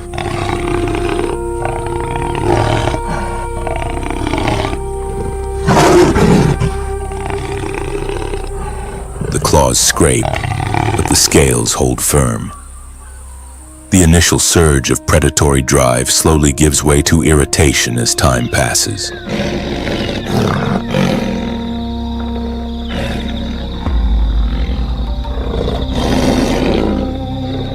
The pangolin does not struggle. It remains motionless, muscles locked, resembling a silent, breathing boulder. Its survival strategy is not resistance, but complete immobility.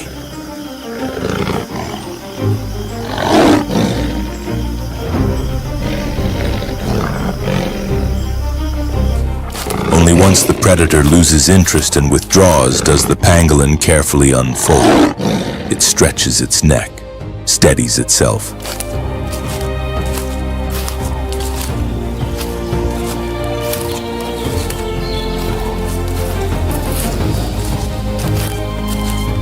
And departs calmly, leaving subtle impressions in the dust behind.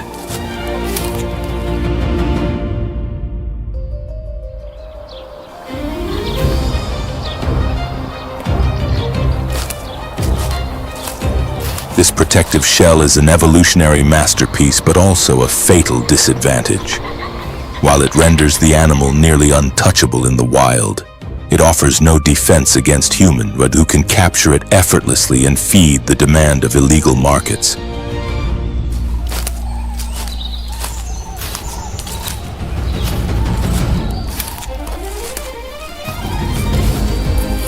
Ironically, the very perfection of this adaptation has become a liability in the modern age.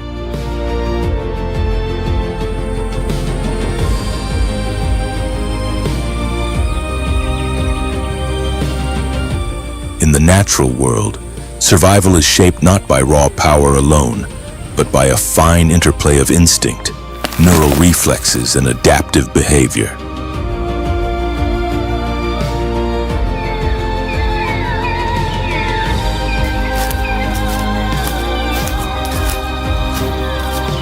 from devastating kicks to scale-covered bodies built like living armor. Each species contributes its own solution to the fragile balance between predator and prey.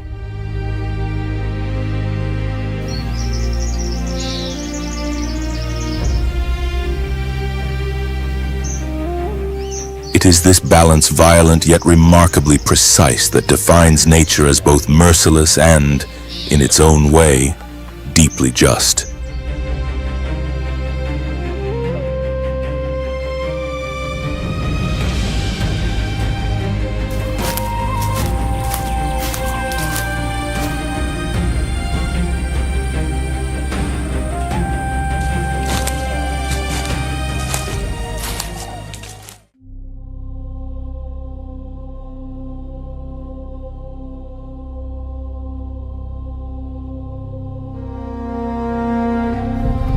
The African buffalo is one of nature's most effective examples of group defense.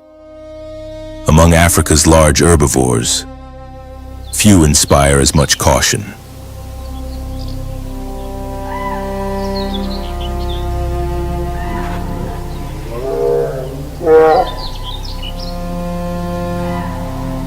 A fully grown adult can weigh between 500 and 900 kilograms. With a thick ponortul's powerful body that moves across the savanna like a rolling mass of muscle.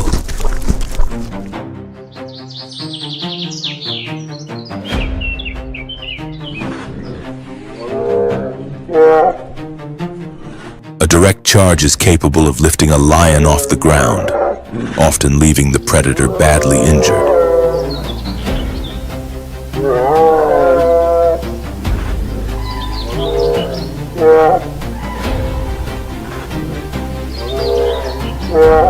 The buffalo's signature weapons are its heavy, curved horns, which extend outward before angling upward into sharp points.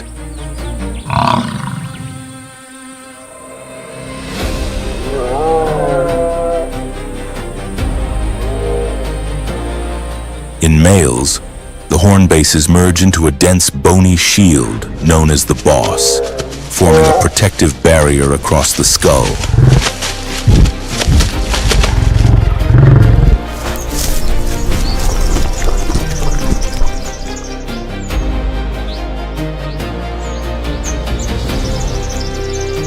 Combined with tough, leathery skin, this anatomy makes it difficult for predators to deliver a decisive bite.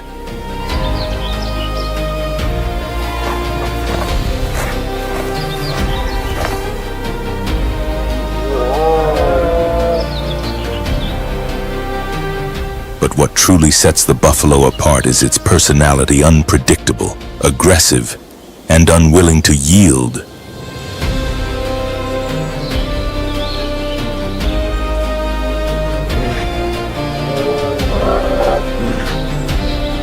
Unlike domesticated buffalo species, the African buffalo has never lost its wild edge.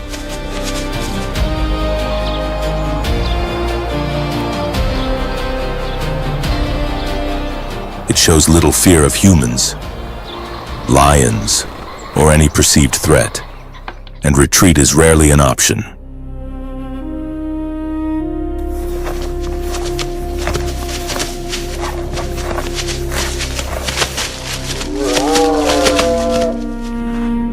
As a result, lions are usually successful only when working together and isolating a single buffalo from the herd. In most other situations, the attempt can turn deadly.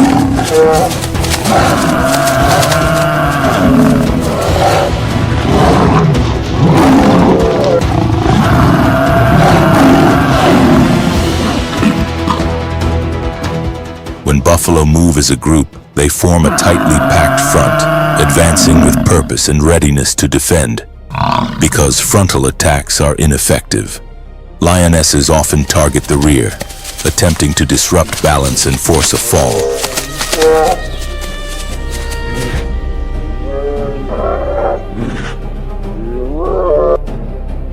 Yet this strategy frequently collapses. Rather than fleeing alone, a threatened buffalo runs toward its herd where assistance is almost certain.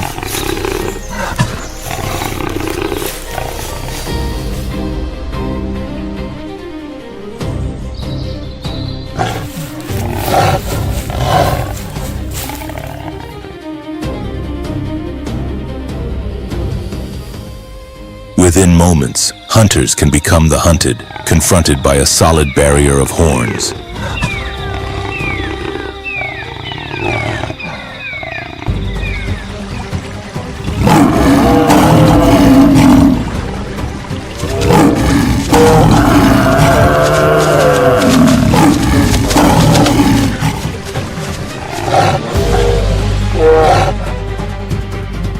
When a calf is targeted, the response is even more intense. The mother's reaction triggers a wave of defensive behavior throughout the herd.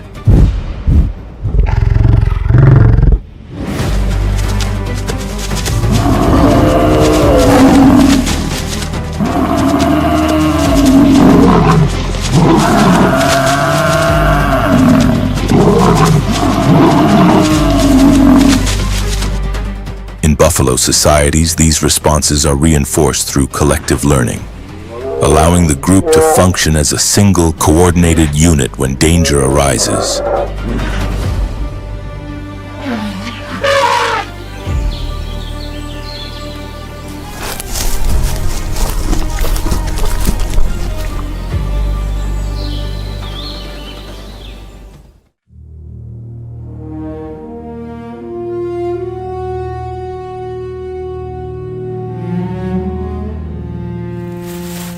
The Chacma baboon offers one of the clearest examples of collective defense among African mammals.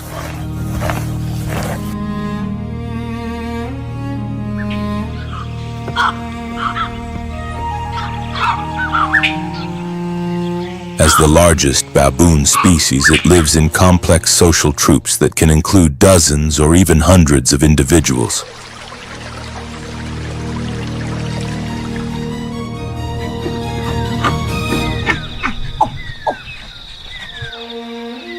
Their structure is deliberate. Powerful males guard the front and rear during travel, while females and juveniles remain safely enclosed within the group.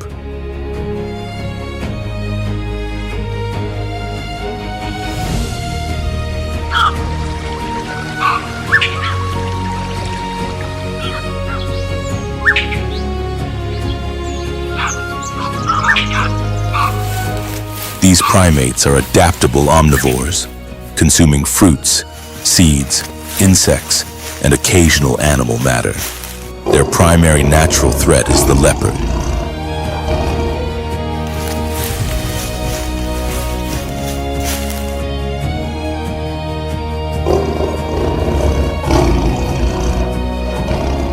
In the southern African bush, as daylight fades, a leopard advances quietly through cover, unaware it is approaching a highly organized force.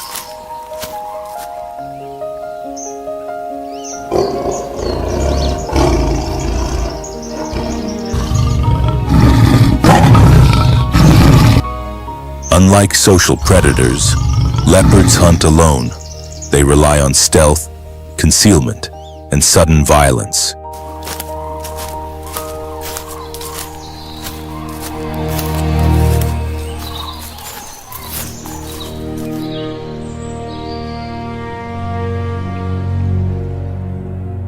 In regions like Kruger National Park and the Okavango Delta, most leopard ambushes originate from low trees or dense shrubs, equipped with powerful forelimbs and a crushing bite.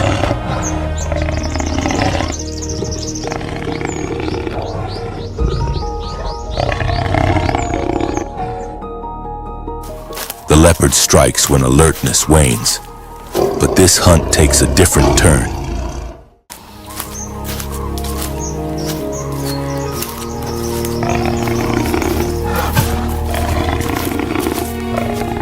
An adult male baboon senses something unusual. No movement is visible, yet an unfamiliar odor triggers concern.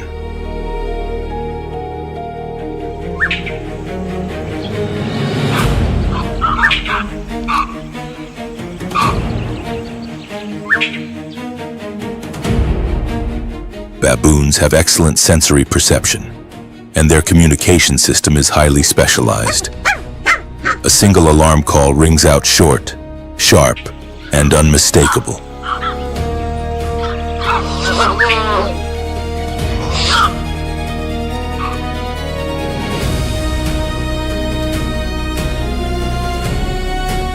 Each predator has its own acoustic warning, and the call for a leopard is unique. Even young baboons with no prior encounters recognize the signal instantly and flee to safety.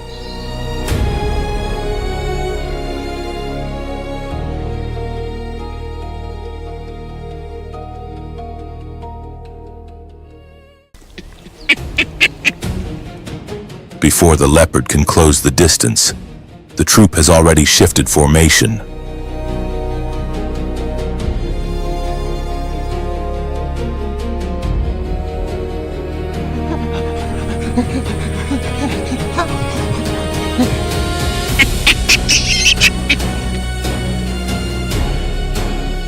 Large males step forward, standing tall, fur raised, voices echoing across the brush.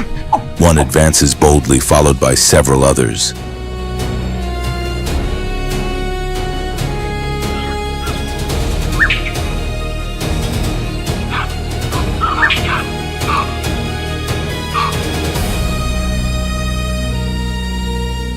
This behavior is known as mobbing, a coordinated response designed to overwhelm a predator psychologically and eliminate the advantage of surprise. Faced with multiple defenders, the leopard hesitates.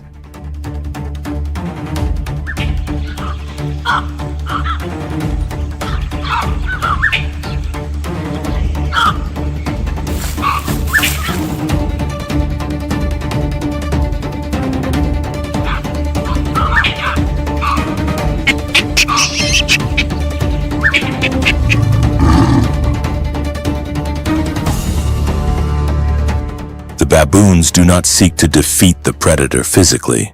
Their goal is disruption.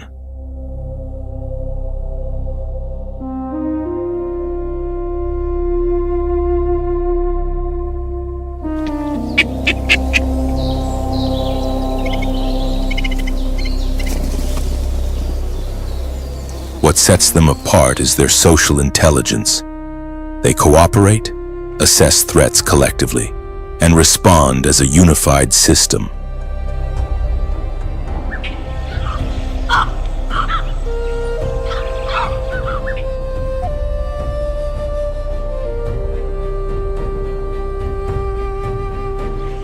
Studies suggest that decisions within large troops emerge from shared experience rather than dominance alone. The troop acts as an information network, processing signals in real time.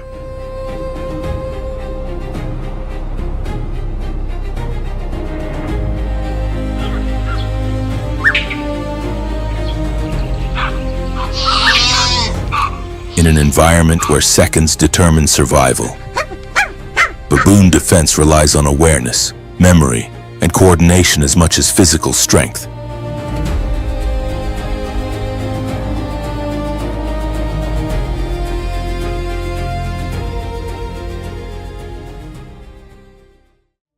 This combination makes them formidable opponents, and often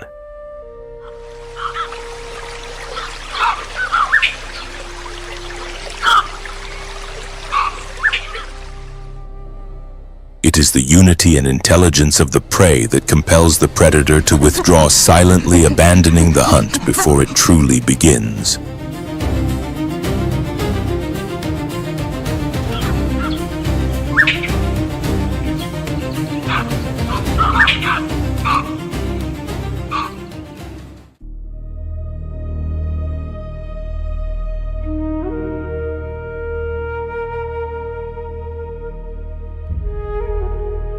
The white rhinoceros is among the largest land mammals still walking the earth, surpassed only by the elephant.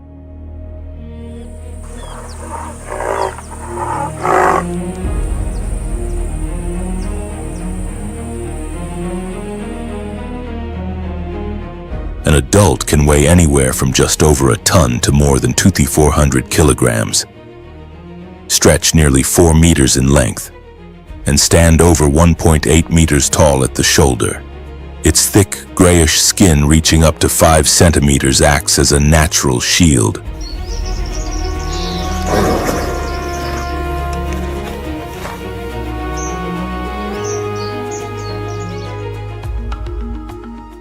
Despite its name, the word white does not refer to color, but comes from the Old Dutch word wide, describing its broad, flat mouth perfectly designed for grazing.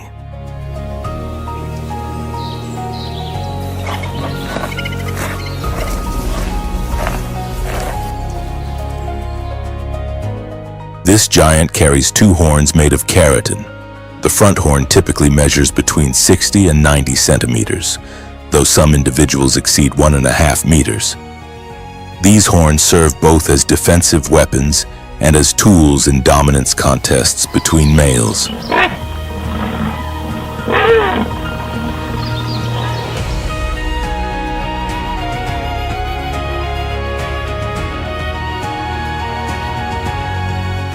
Long, mobile ears rotate nearly 180 degrees, while small, side-set eyes provide a wide view of the savanna, where danger can emerge from any direction.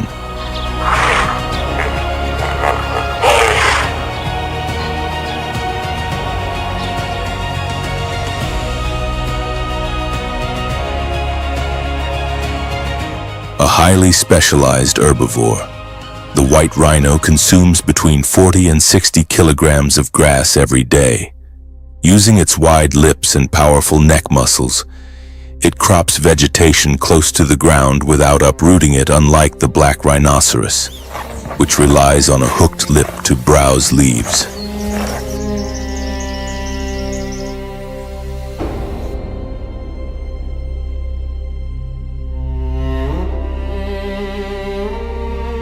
It favors open savannas with short grasses, scattered shrubs, and shallow wetlands, ranging from southern Africa to Kenya.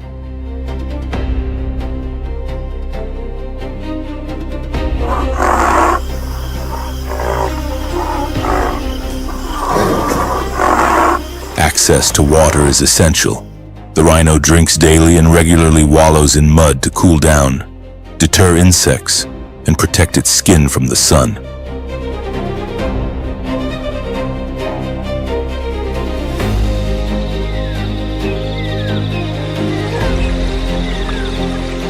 Reproduction is slow and demanding. After a gestation period of about 16 months, the female gives birth to a single calf weighing roughly 50 kilograms.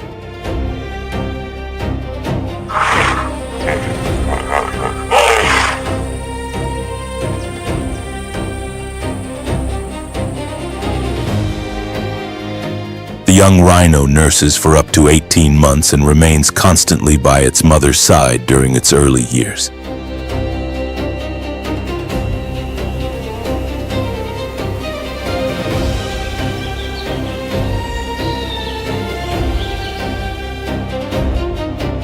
During this time, the normally calm female becomes fiercely protective. When defending her calf, she can charge at speeds of 40 to 45 kilometers per hour.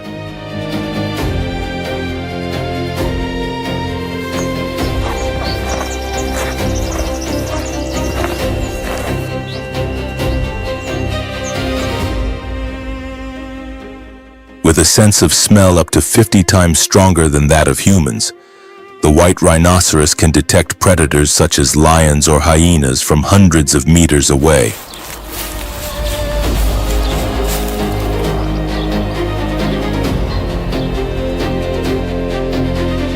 When threatened, it does not warn or retreat. It lowers its head, lines up its horn, and charges with overwhelming force.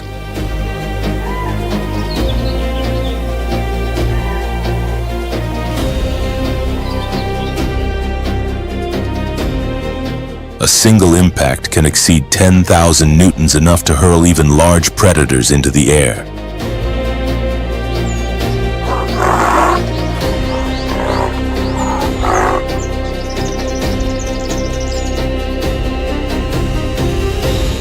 When a pride of lions closes in on a mother rhino and her calf as they graze, the young one does not flee. Instead, it stays pressed close to its mother, eyes locked on the surrounding predators.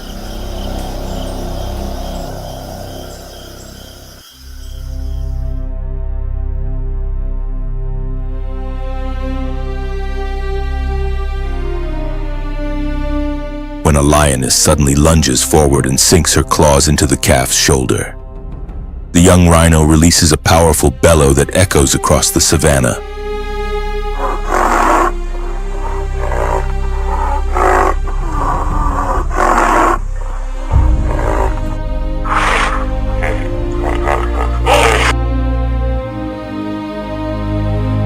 Each cry acts as an instant biological signal, triggering the mother's protective response without delay.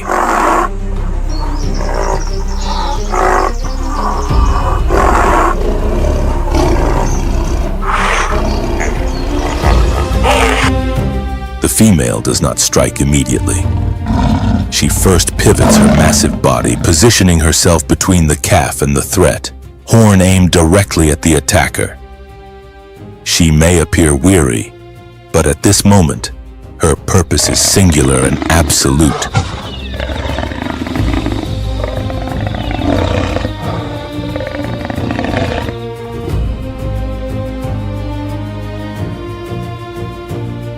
One deliberate movement, charged with lethal force, is enough. The lioness releases her grip. Though wounded, the calf remains on its feet and continues forward. Falling slightly behind, it turns back and, with its small horns still forming, makes a tentative charge at anything that dares come closer.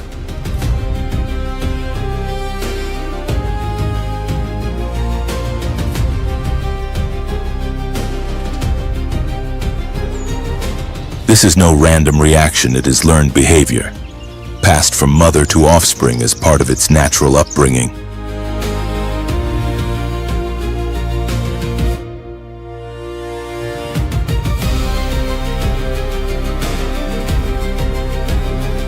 Moments later, the lions, tired, frustrated, and outmatched, abandon the encounter and retreat.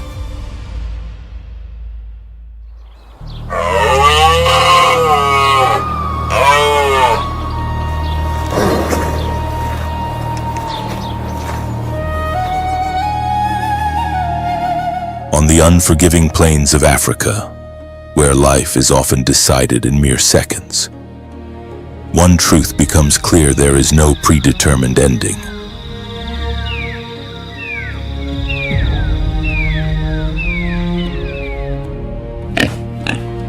When a prey animal is cornered, an escape is no longer an option. It does not surrender. It releases every remaining ounce of strength, every ancient instinct, every breath it has left.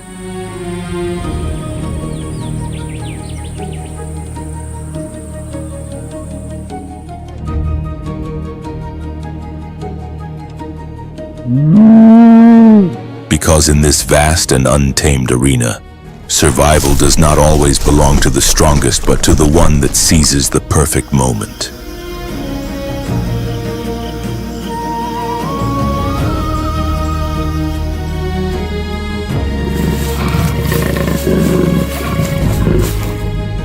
In this relentless world, there are no eternal predators. Only animals that understand a single mistake can turn the hunter into the hunted, and the prey into an unexpected victor.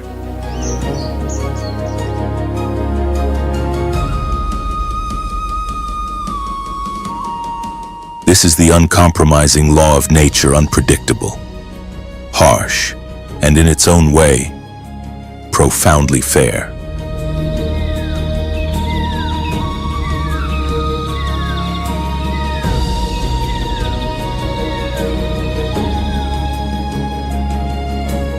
If this journey through the battles of the wild has moved you, inspired you, or taught you something new, consider supporting the channel by liking the video and subscribing.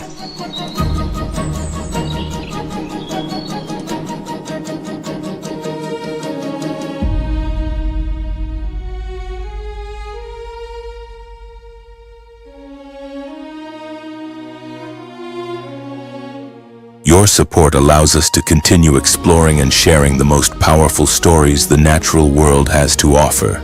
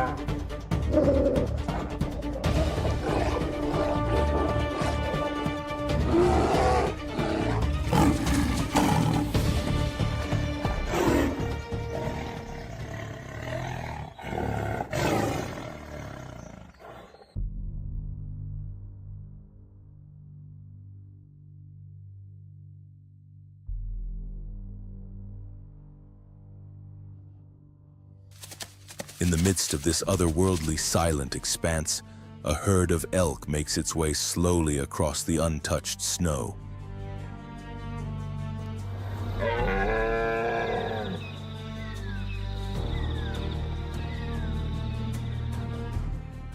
These massive creatures of the frozen north bear enormous antlers, not only as weapons, but as emblems of resilience and strength against the biting winter.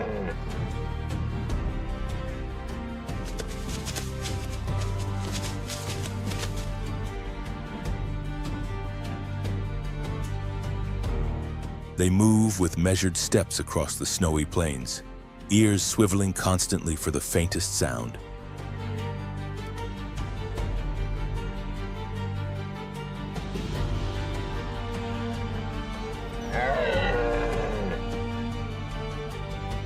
Every hoofprint sinks deep into the fresh snow, leaving a mark of life itself.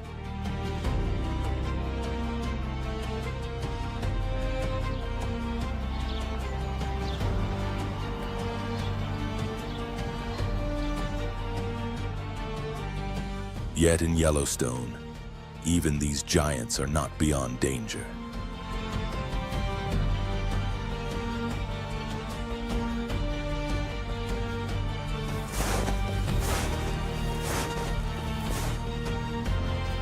Every hoofprint sinks deep into the fresh snow, leaving a mark of life itself. Yet in Yellowstone, even these giants are not beyond danger.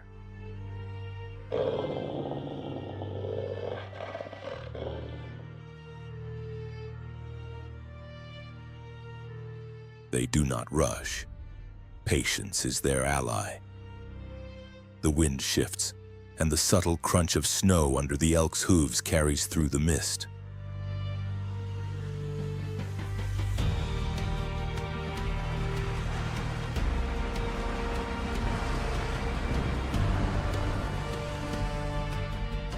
One young elk wanders slightly from the group.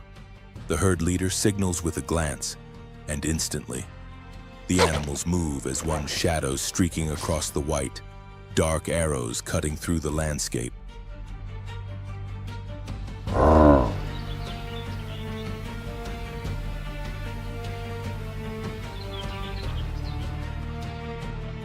Without warning, the hunt erupts. The elk charge forward, muscles straining, while the wolves close in, relentless and coordinated.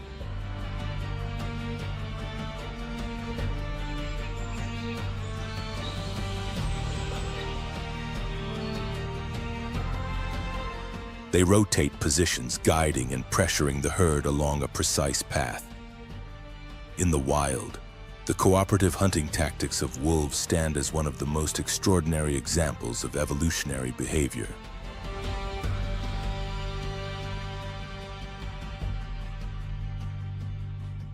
They do not strike directly.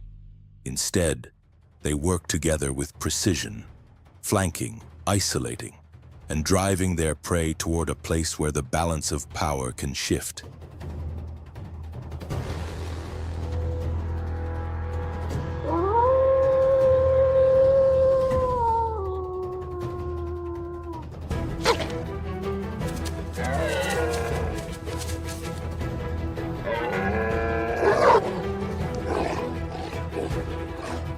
The air trembles with heavy breaths, the crunch of hooves in the snow, and the echo of a pursuit that may end in life or death.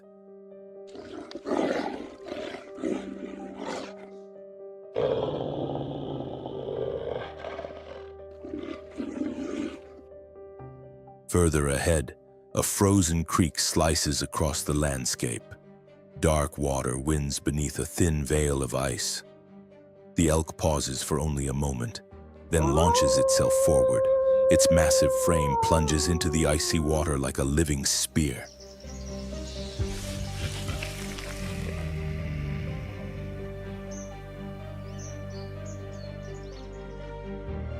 The wolves stop at the bank, growling and pacing, yet none dare brave the freezing current.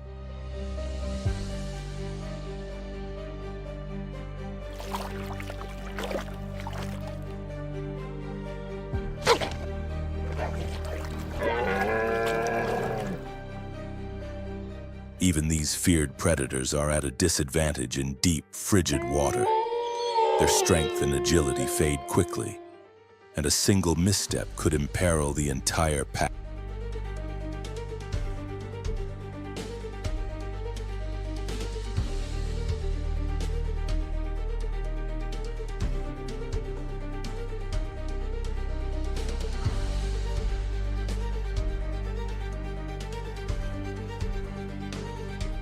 For an instant, time seems to stand still. The elk swims with raw determination, muscles stiff, fur soaked and heavy, yet it presses on. With one final push, it reaches the far shore.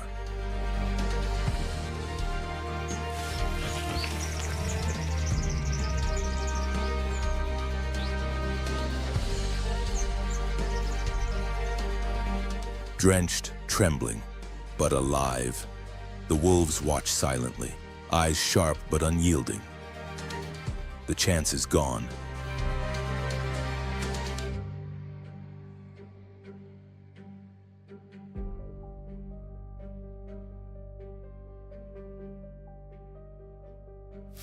Victory belongs to the prey, while the hunters face a quiet, humbling defeat.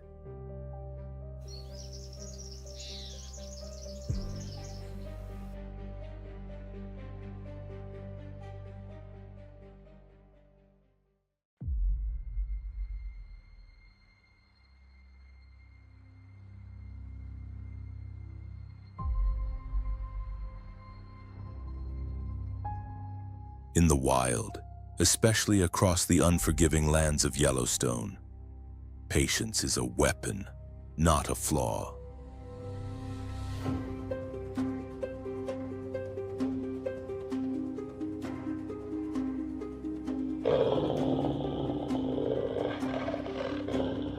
Wolves do not waste energy on every attempt. They wait, keenly aware of the exact moment when their prey weakens, when the landscape or the weather tips in their favor.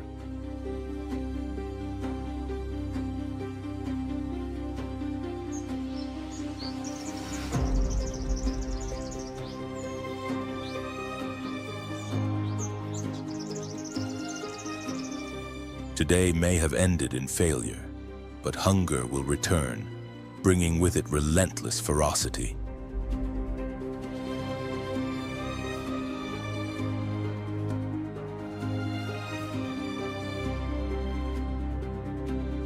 In these frozen lands, no predator can afford prolonged weakness.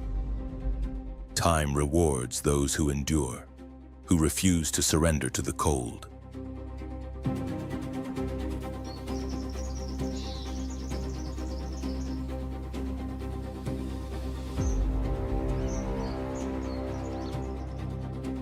The pack moves back in silence, a hush heavier than defeat itself.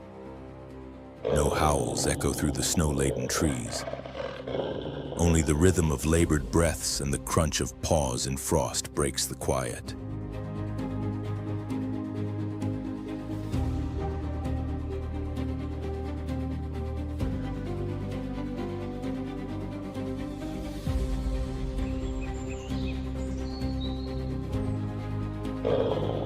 In the shadows, fleeting expressions pass some frustration, some respect, others simply alert, waiting for the next chance.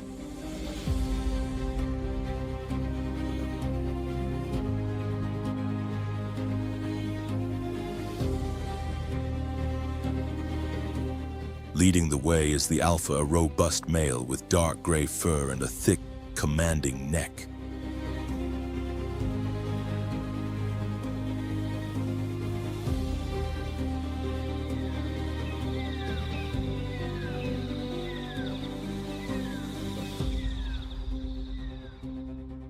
He does not glance behind.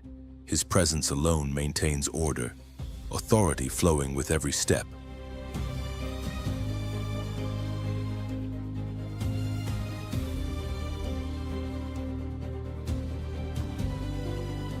Beneath that dense coat, a body of agile power waits, muscles coiled, teeth sharp enough to rip into an elk in moments.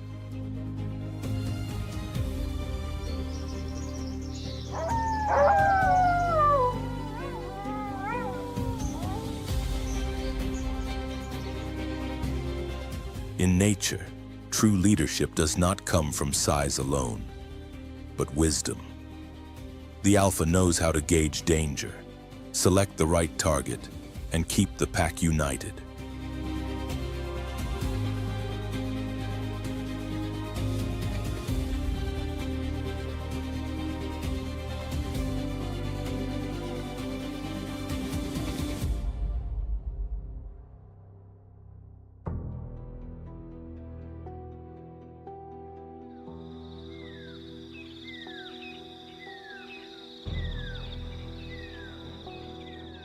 The Valley Pack once consisted of 6 to 8 wolves, a compact but highly organized society.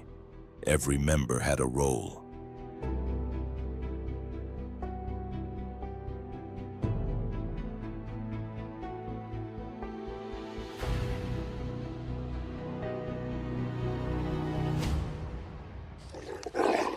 The leaders charted the path, the flankers closed in, the distractors disrupted the prey's formation, and the young learners watched silently, absorbing the craft of the hunt.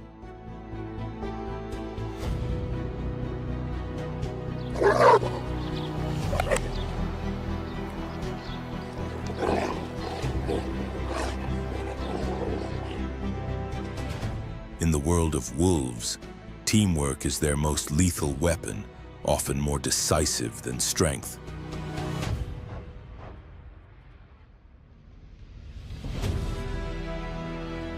They hunt not with raw power alone, but with strategy, discipline, and a hierarchy every member honors.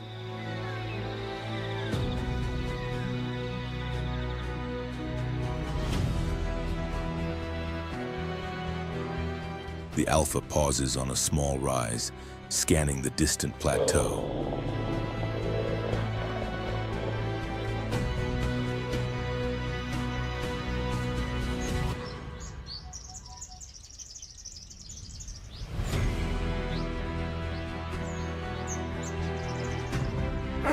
Hunger drives them, yet the pack moves with patience.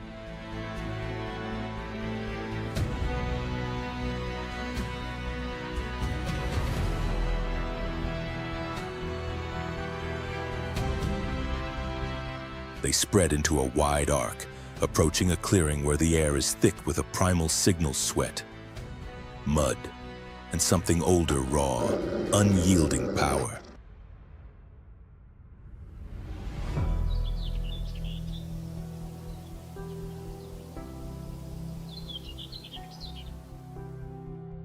Through the mist, a shadow drifts across the gray snow. But this is no ordinary shade, it is a living force.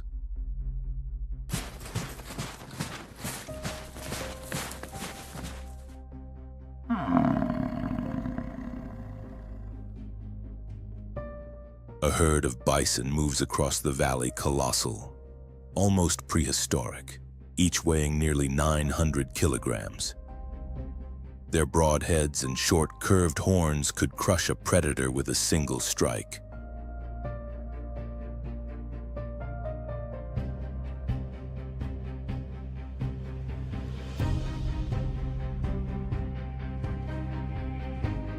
Thick coats shield them from the harsh winter, and their massive frames are built to endure, not to flee.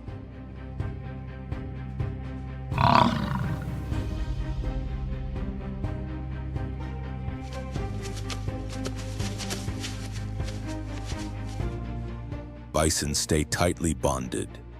At the first sign of threat, they form a defensive circle, horns outward, calves and weaker members in the center.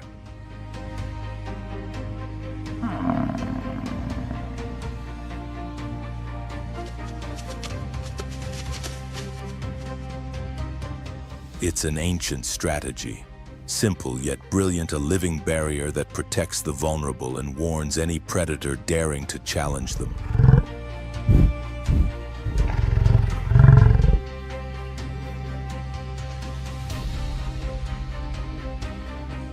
The wolves know this, and that is why they do not rush. From the hillside, they watch in silence, eyes sharp, movements deliberate.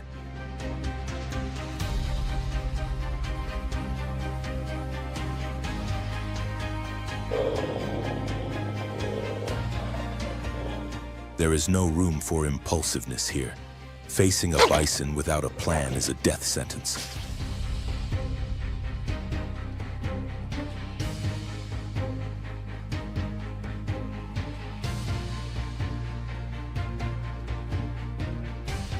So they change the rhythm of the hunt. They move along the herd, striking from the flanks, pressing the edges.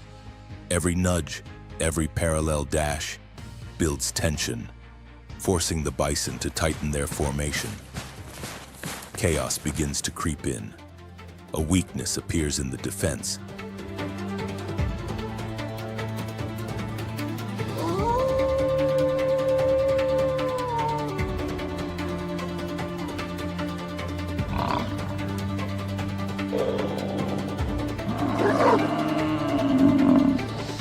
One lone bison starts to fall behind just a brief lapse in balance, but in the wild, a single moment can mark the line between life and death.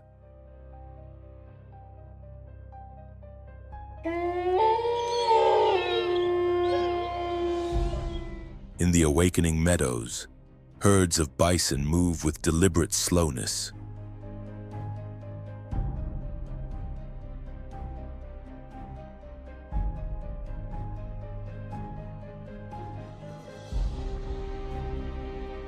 But the scene has changed, no longer silent shadows drifting over snow, but a raw, primeval force, alive and commanding.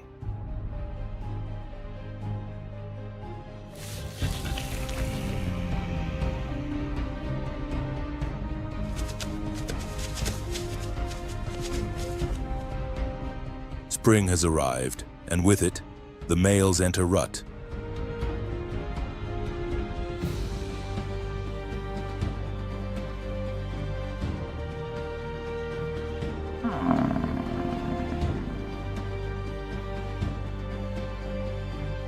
The land decides through strength, endurance, and sheer determination who will pass on their bloodline.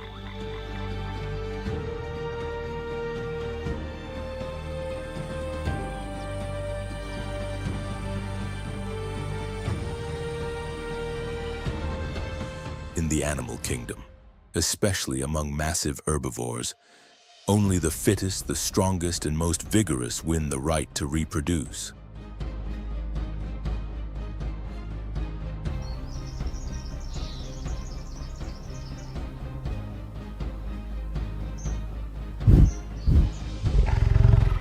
Bison fights are not just shows of power, they are nature's crucible, where only the worthy endure.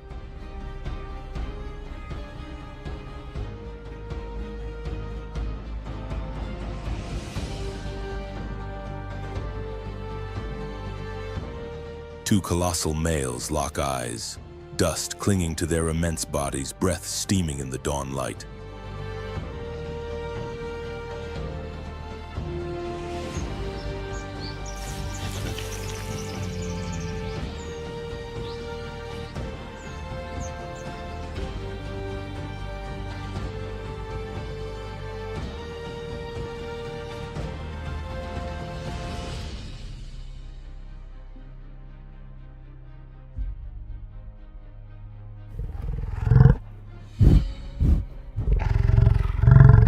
Then the collision comes.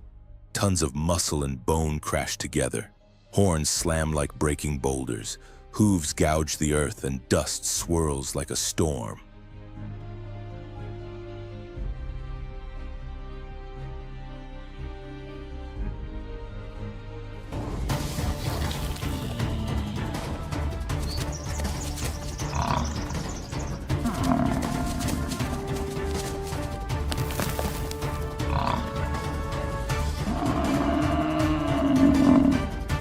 The duel is short but merciless.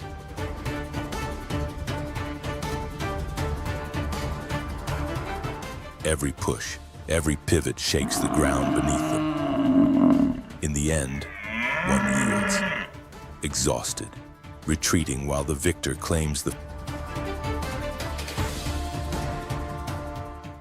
dominant male, now the guardian of the herd's future, ushers in a new generation.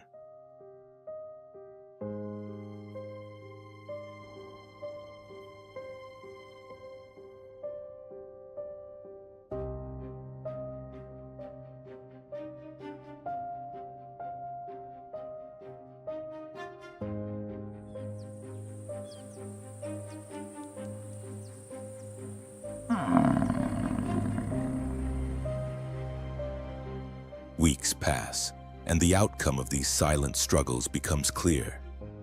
Between April and June, the females give birth after nearly 9 months of gestation.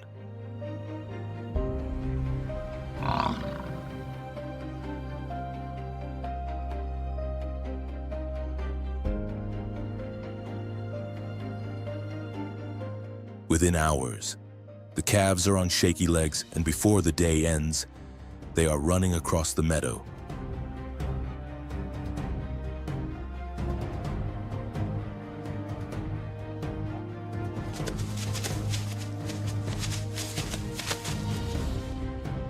Their fur is pale, still hornless, and their bright eyes reflect awe at the vastness around them.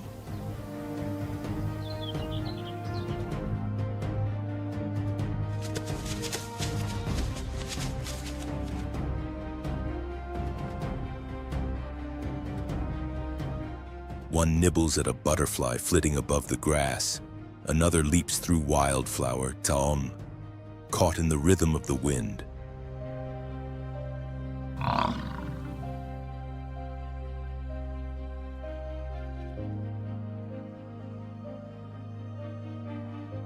Soft, uncertain calls float across the fields, carried on the breeze. Close by, a watchful mother surveys her young, calm yet ever alert for danger.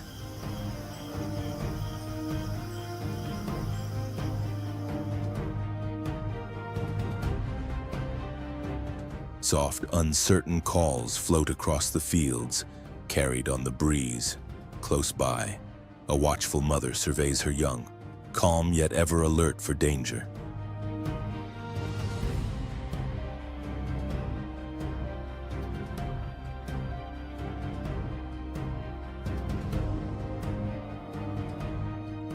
The morning dew had melted, leaving the earth glistening, dotted with golden sparks swaying in the soft breeze.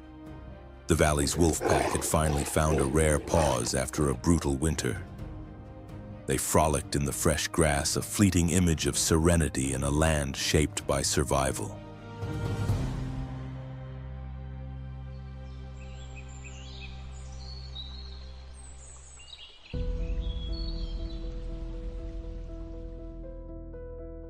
From the shadows of the bushes, a small figure emerged cautiously, a wolf pup.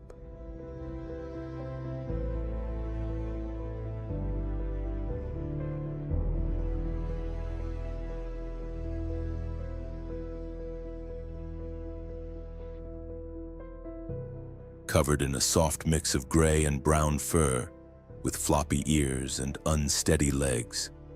It sniffed the crisp air and lifted its head skyward, as if the world had just unveiled itself.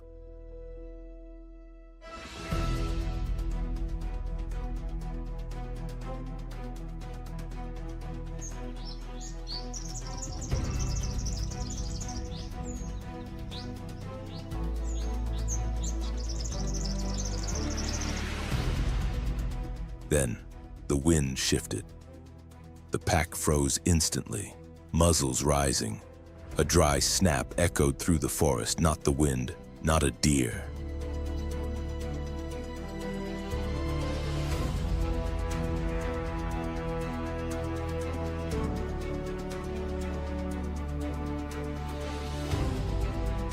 Out of the thicket stepped a massive black bear, its broad shoulders hunched, fur thick and dusted with earth. It moved deliberately, exuding a quiet confidence. Drawn perhaps by curiosity or the scent of the pup.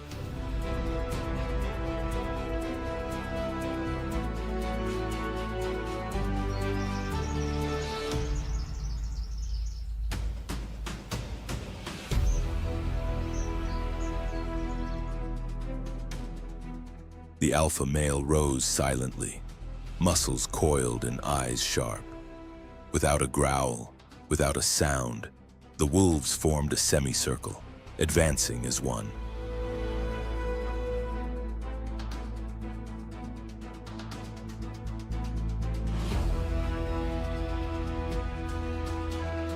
The mother nudged her pup back, while 2 others stepped forward, creating an unbroken line of defense. Not a single wolf retreated.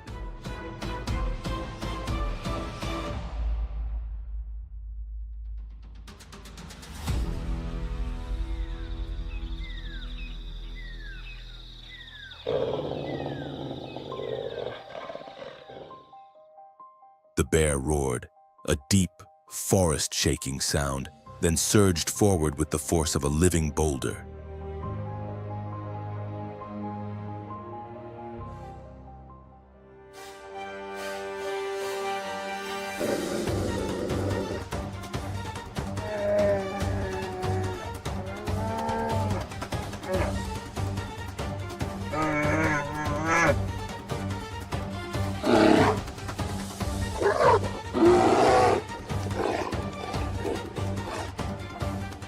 The encounter was brief but intense.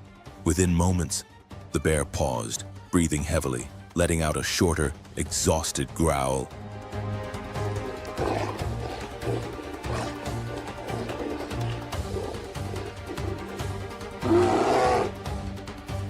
Slowly, it turned and disappeared into the woods, leaving heavy footprints in the damp grass.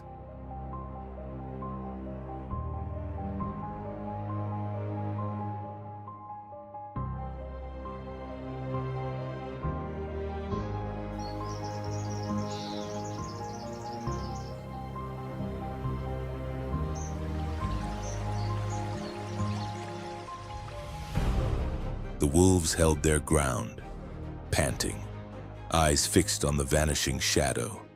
They understood the quiet truth: survival is not always about killing.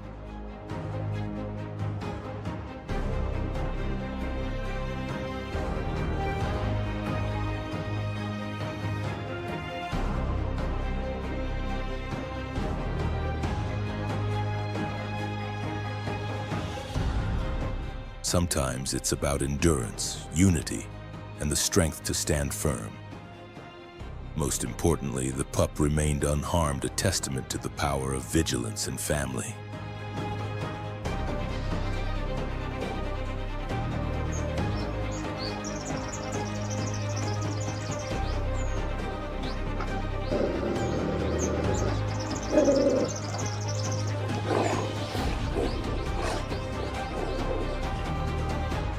Across the vast landscapes of Yellowstone, life continues its relentless cycle.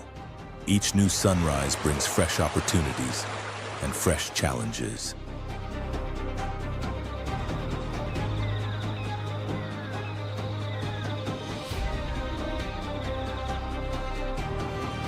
Predators hunt, prey struggles, and nature maintains its delicate balance.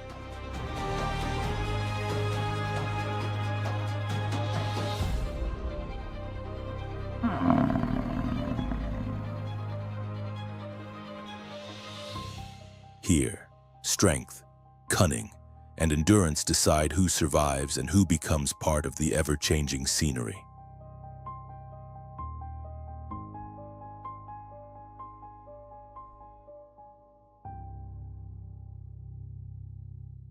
What about you? How did it feel to witness these battles for survival?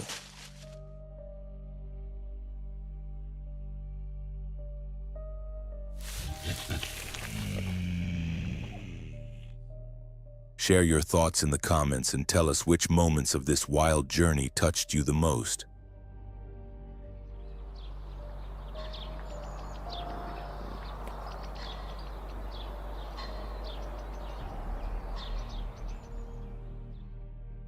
If you enjoyed this glimpse into the heart of Yellowstone, don't forget to hit the like button, subscribe, and turn on the notification bell so you can keep exploring the most breathtaking corners of our planet with us.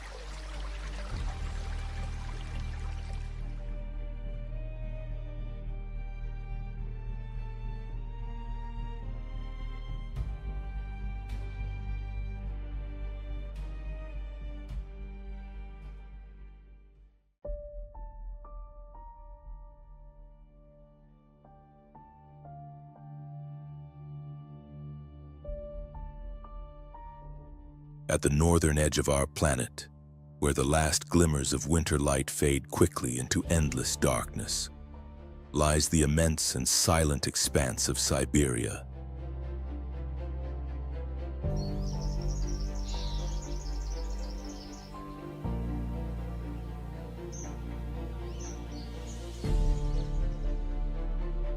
This vast land, spanning over 13 million square kilometers of Russia, stands as one of the world's most pristine and untamed wildernesses.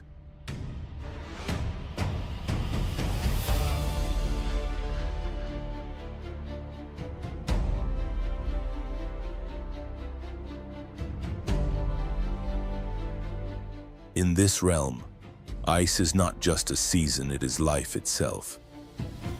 The Siberian winter is relentless, freezing the land in a seemingly eternal grip.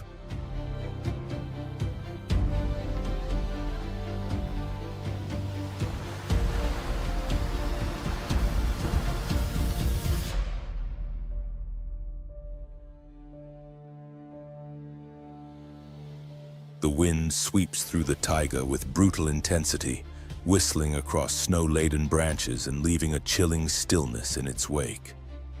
Temperatures can plunge to nearly 50 degrees below zero, and snow blankets the land continuously for weeks.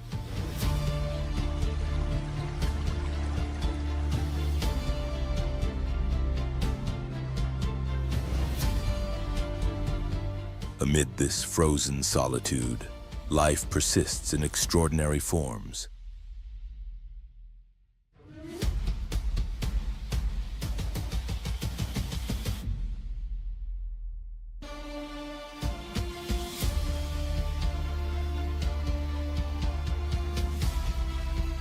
The Siberian tiger, the largest cat on Earth, prowls the deep snow with ghostly silence.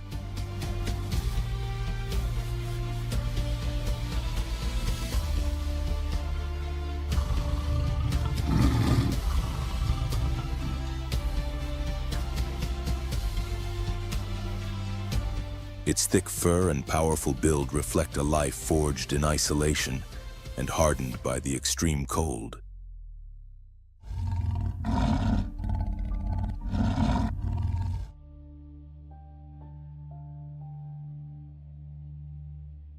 Every tiger claims a massive territory, stretching across hundreds of square kilometers, where each step carries risk and reward.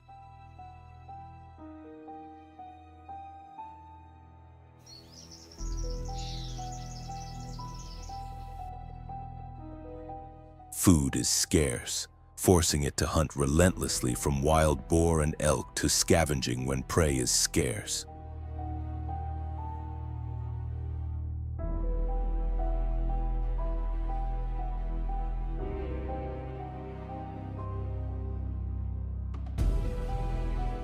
In this harsh environment, even the mightiest predators must fight tirelessly every day to survive.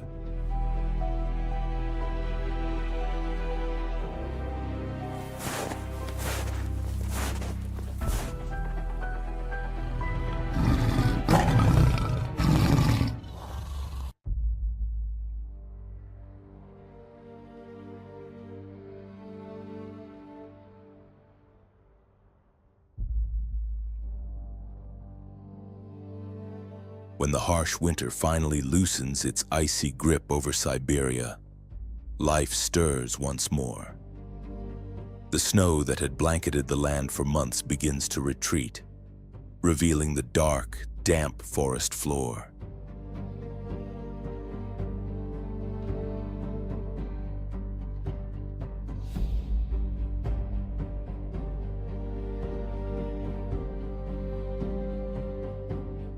Tiny green shoots push through the thawing earth, while rivers, long frozen, start flowing again, murmuring as if the heartbeat of the wilderness has returned.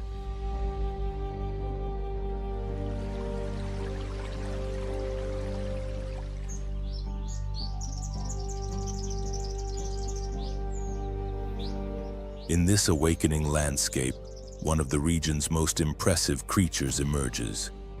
Deep within an ice-laden den, the Siberian brown bear stirs from nearly 6 months of hibernation.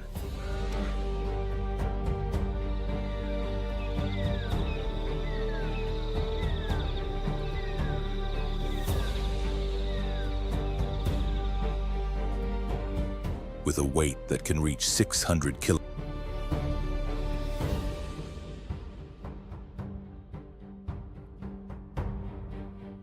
first steps on the wet ground are hesitant and clumsy, but soon the bear regains its full strength. Every movement shakes the earth beneath its massive frame, and its curved claws dig into the soil with purpose. Hunger drives it forward, and the search for food begins immediately.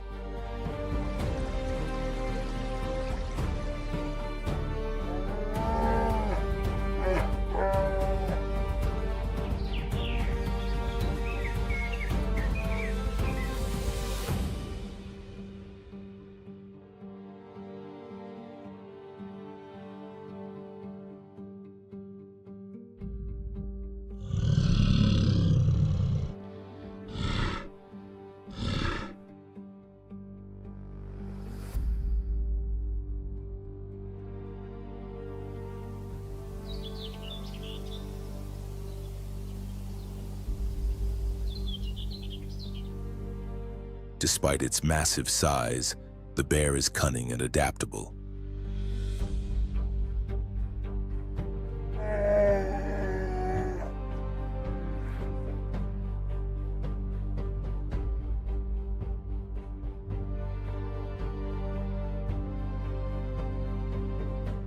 It roots through the soil for edible tubers, climbs slopes to reach thorny shrubs, and overturns decaying logs to find insects and larvae, making the most of the short Siberian summer.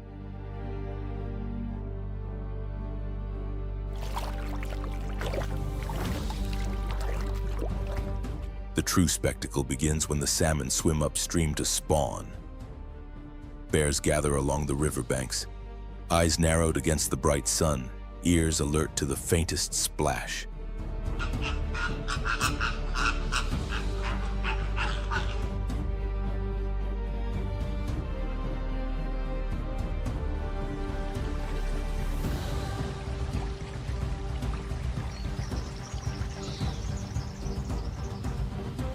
In a sudden, precise motion, the bear plunges into the icy water, claws slicing through the current, seizing a wriggling salmon.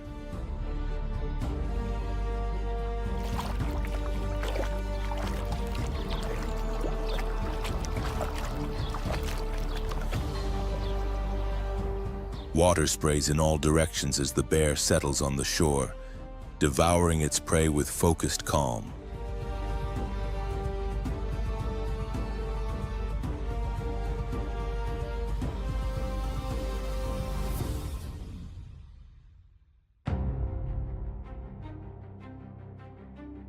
Each meal restores energy and builds the fat reserves necessary to survive the next long winter.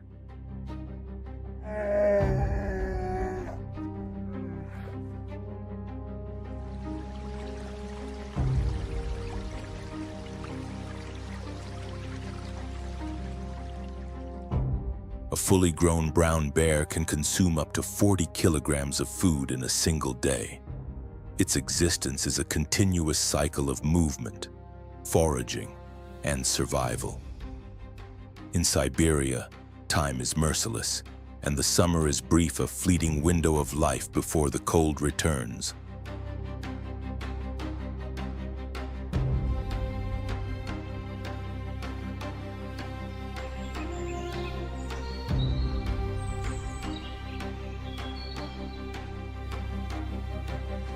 The taiga was bathed in the copper light of evening.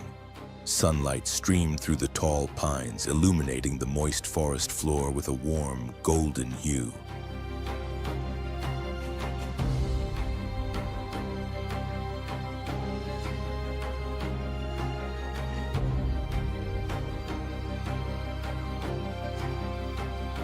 In this quiet wilderness, a mother bear and her 3 cubs moved cautiously through the underbrush. The mother, a powerful female with fur matted in mud and resin, carefully picked blueberries while her 6-month-old cubs tumbled over roots, chasing insects and exploring the forest with clumsy curiosity.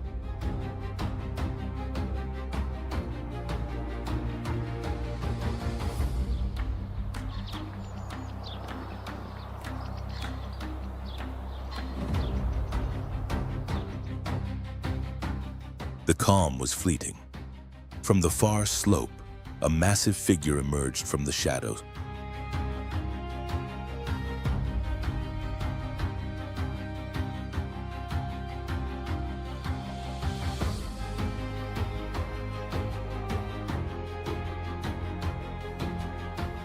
A fully grown male bear, nearly a third larger than the mother, his dark, smoky fur stretched over solid muscle, approached with careful steps. His small, piercing eyes scanned the surroundings. In the wild, no space is ever completely safe, and territory is constantly contested.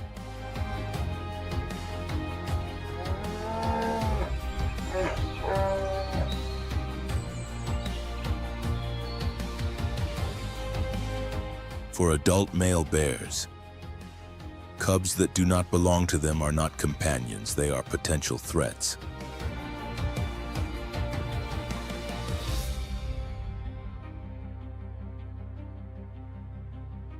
In some cases, males will kill unrelated young to bring the female back into heat and ensure their own offspring inherit the next generation. That afternoon, this harsh instinct made itself known once more.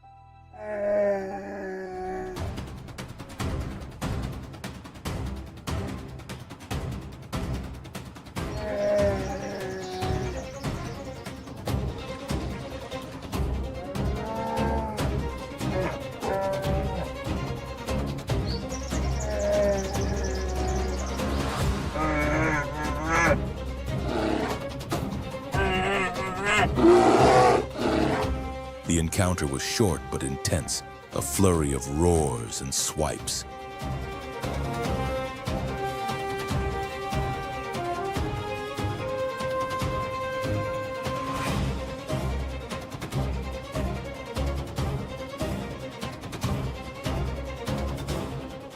The male eventually backed down, not out of fear, but realizing the risk of injury was too high.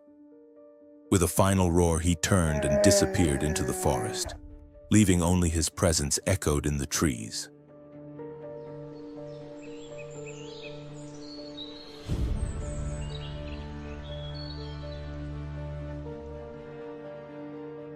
At dawn, pale light spread across the taiga, settling over the exhaustion of the previous night.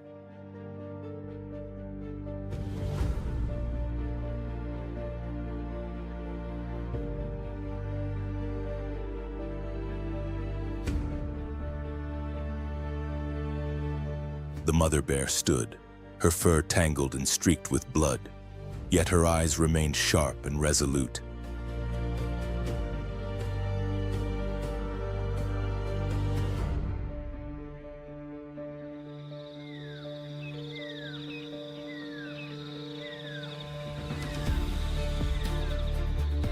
Her cubs followed closely, unaware of the danger they had narrowly avoided.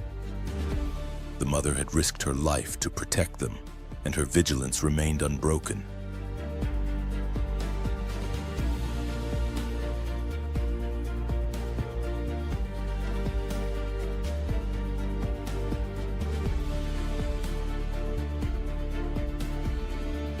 With the first morning rays breaking through the canopy, the family began their journey toward a distant stream where the salmon were beginning their run.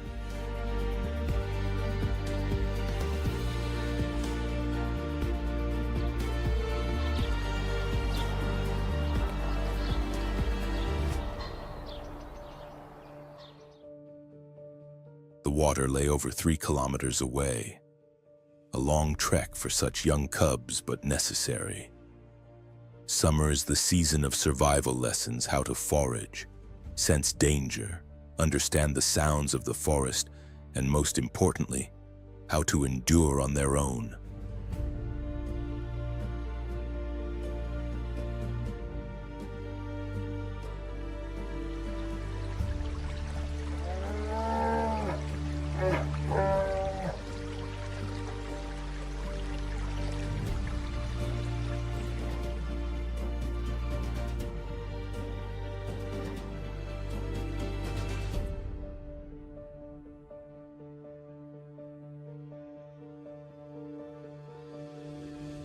in the shadowy depths of Siberia's ancient pine forests, where sunlight barely pierces the thick canopy, a tiny master of the air moves almost unseen.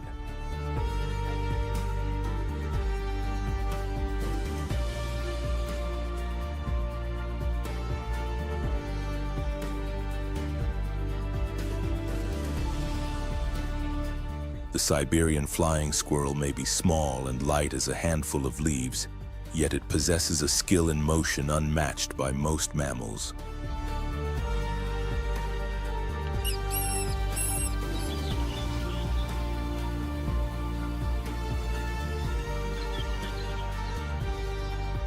Throughout the day, it rests tucked away in hollow birches, wrapped in a nest of dried moss and bark fragments, appearing like a soft bundle of forest debris.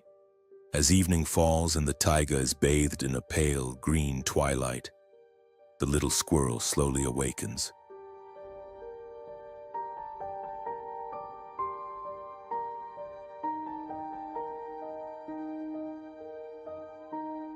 Its dark, glossy eyes reflect the faint moonlight, allowing it to navigate with astonishing precision in the gloom. Each movement is deliberate and silent, as if the air itself supports its glide.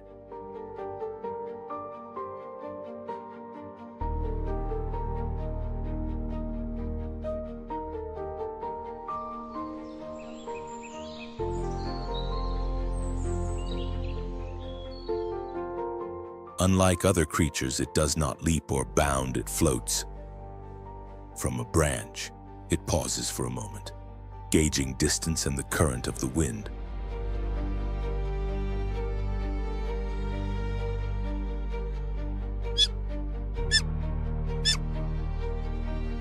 Then, with a delicate push, it launches into the void. A thin membrane of skin stretching from its forelimbs to hind limbs unfurls, forming a natural glider. The squirrel doesn't fall its sails. It drifts between the trees, steering with its tail and limbs, moving through the forest like a living shadow, a breath of wind taking flight.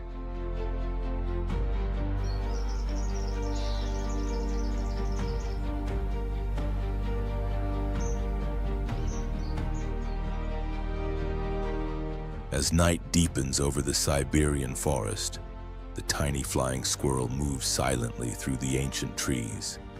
Its fur, soft and muted in tone, blends perfectly with the shadows, rendering it almost invisible to any predator. Each leap is calculated, every glide precise, an aerial dance perfected over countless generations.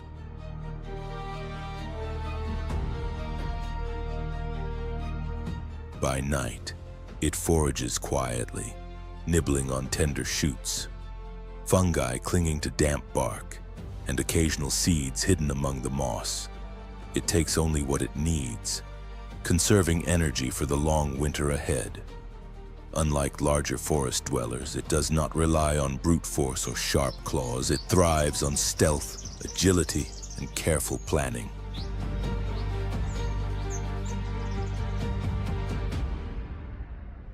When winter arrives, snow settles thickly on the branches, yet the flying squirrel remains in the treetops. Its fur thickens, its glides shorten, and caches of food become vital for survival. Every stored morsel is a lifeline, each movement measured to preserve warmth and strength.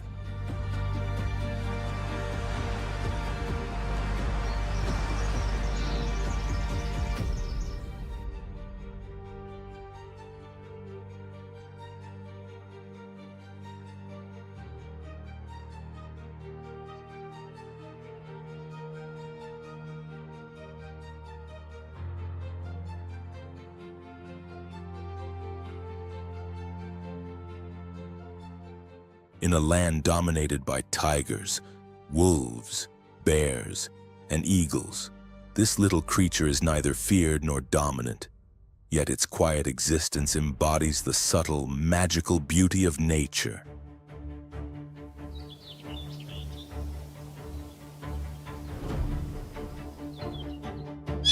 A shadow slips among the trees, a whisper of life, a reminder that even in the harshest wilderness, gentleness and resilience endure.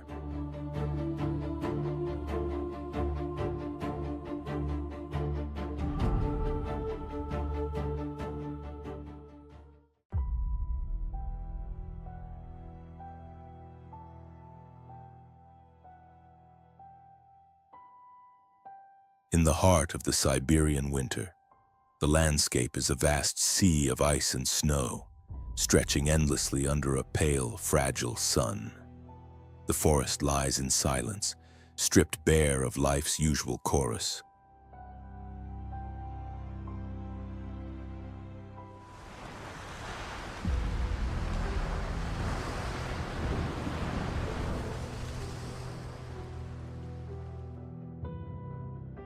Only the wind whispers through the frozen trees, and the crunch of ice underfoot occasionally breaks the stillness, announcing the presence of those who endure against all odds.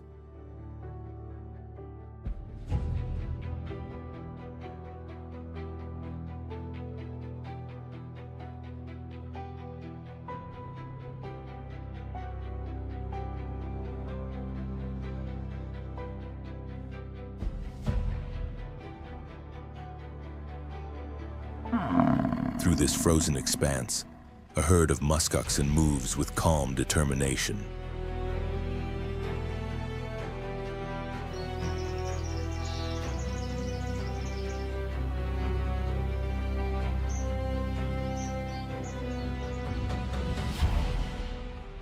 Each massive creature draped in thick, shaggy fur is a living relic of the Ice Age, a silent witness to millennia of survival.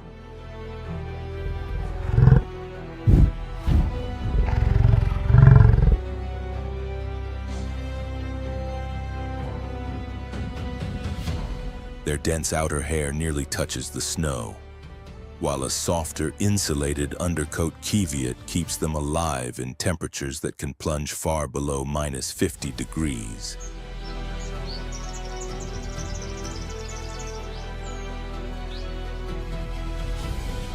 It is a coat designed by evolution, both soft and unyielding, a perfect adaptation to the harshest conditions on Earth.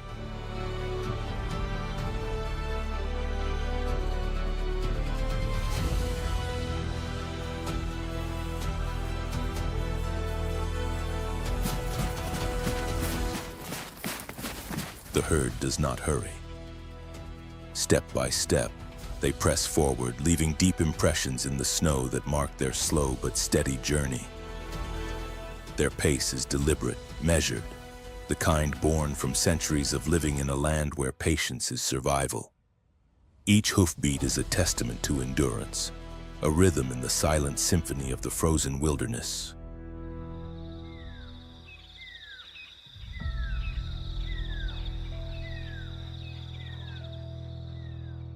In this frozen realm, life persists not through speed or strength alone, but through resilience, cooperation, and the wisdom to survive the relentless winter.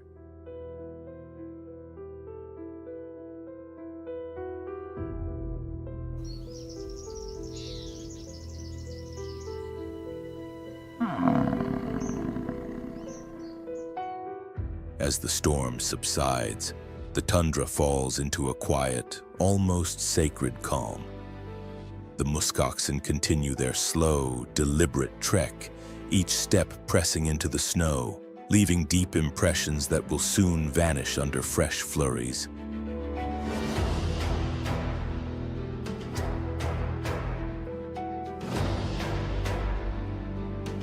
The calves follow closely, wobbling but persistent, learning the rhythm of survival from their elders.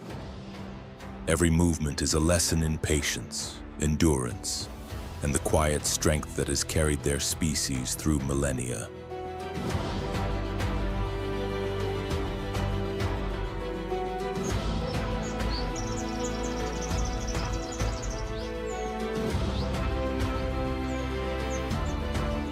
Above them, the sky lightens with a pale, frosty hue.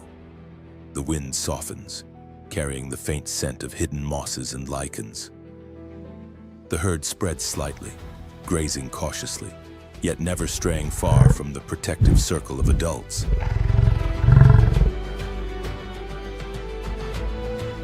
In these vast, frozen landscapes, life is measured not in speed or cunning alone, but in resilience. Every breath, every step, every shared glance among the herd is a testament to a species perfectly adapted to the harshest winters on Earth.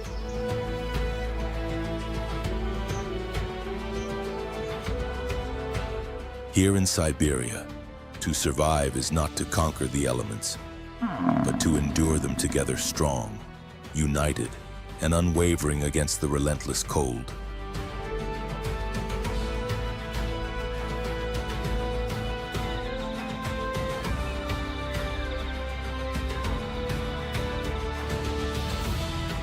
Across the remote wilderness of Yellowstone and the vast frozen expanses of Siberia, life persists with awe-inspiring force.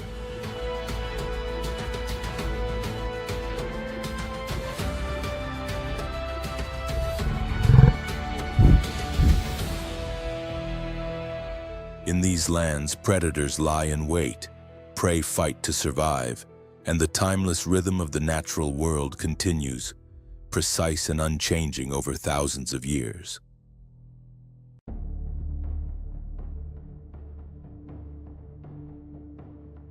Here, survival is not merely a contest of strength, it is a lesson in resilience, strategy, and adaptation.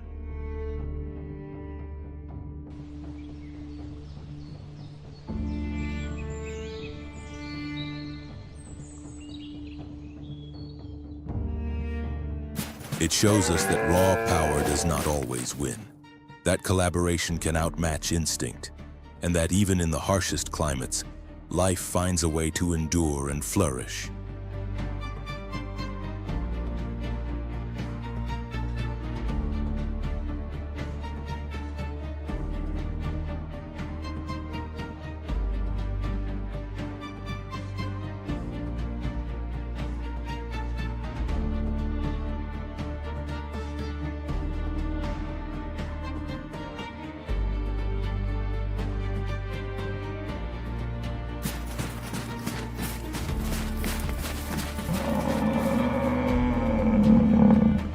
While wolves, bison, and bears follow their ancient cycles, humanity casts the greatest shadow.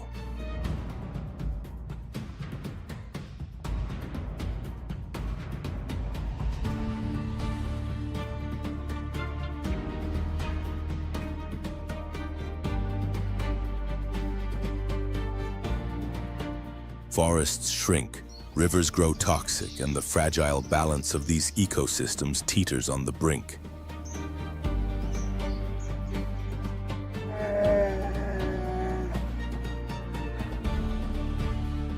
Yet hope remains alive. Every protected area, every conservation initiative, and every individual who takes action becomes a spark capable of changing the fate of an entire habitat.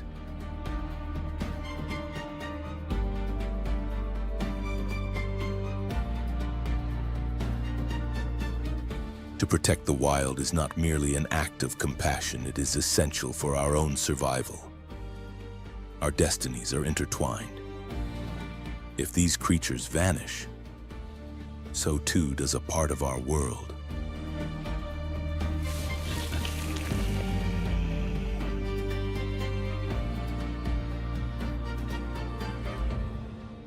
For an instant, time seems to stand still. The elk swims with raw determination, muscles stiff, fur soaked and heavy, yet it presses on. With one final push, it reaches the far shore.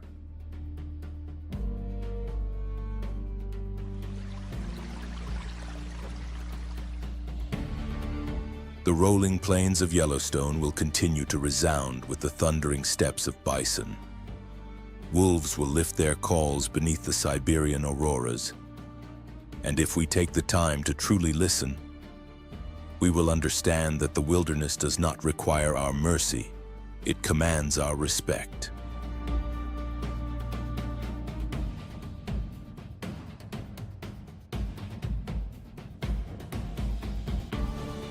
If this journey through the wild inspired you, show your support by liking, sharing, and subscribing.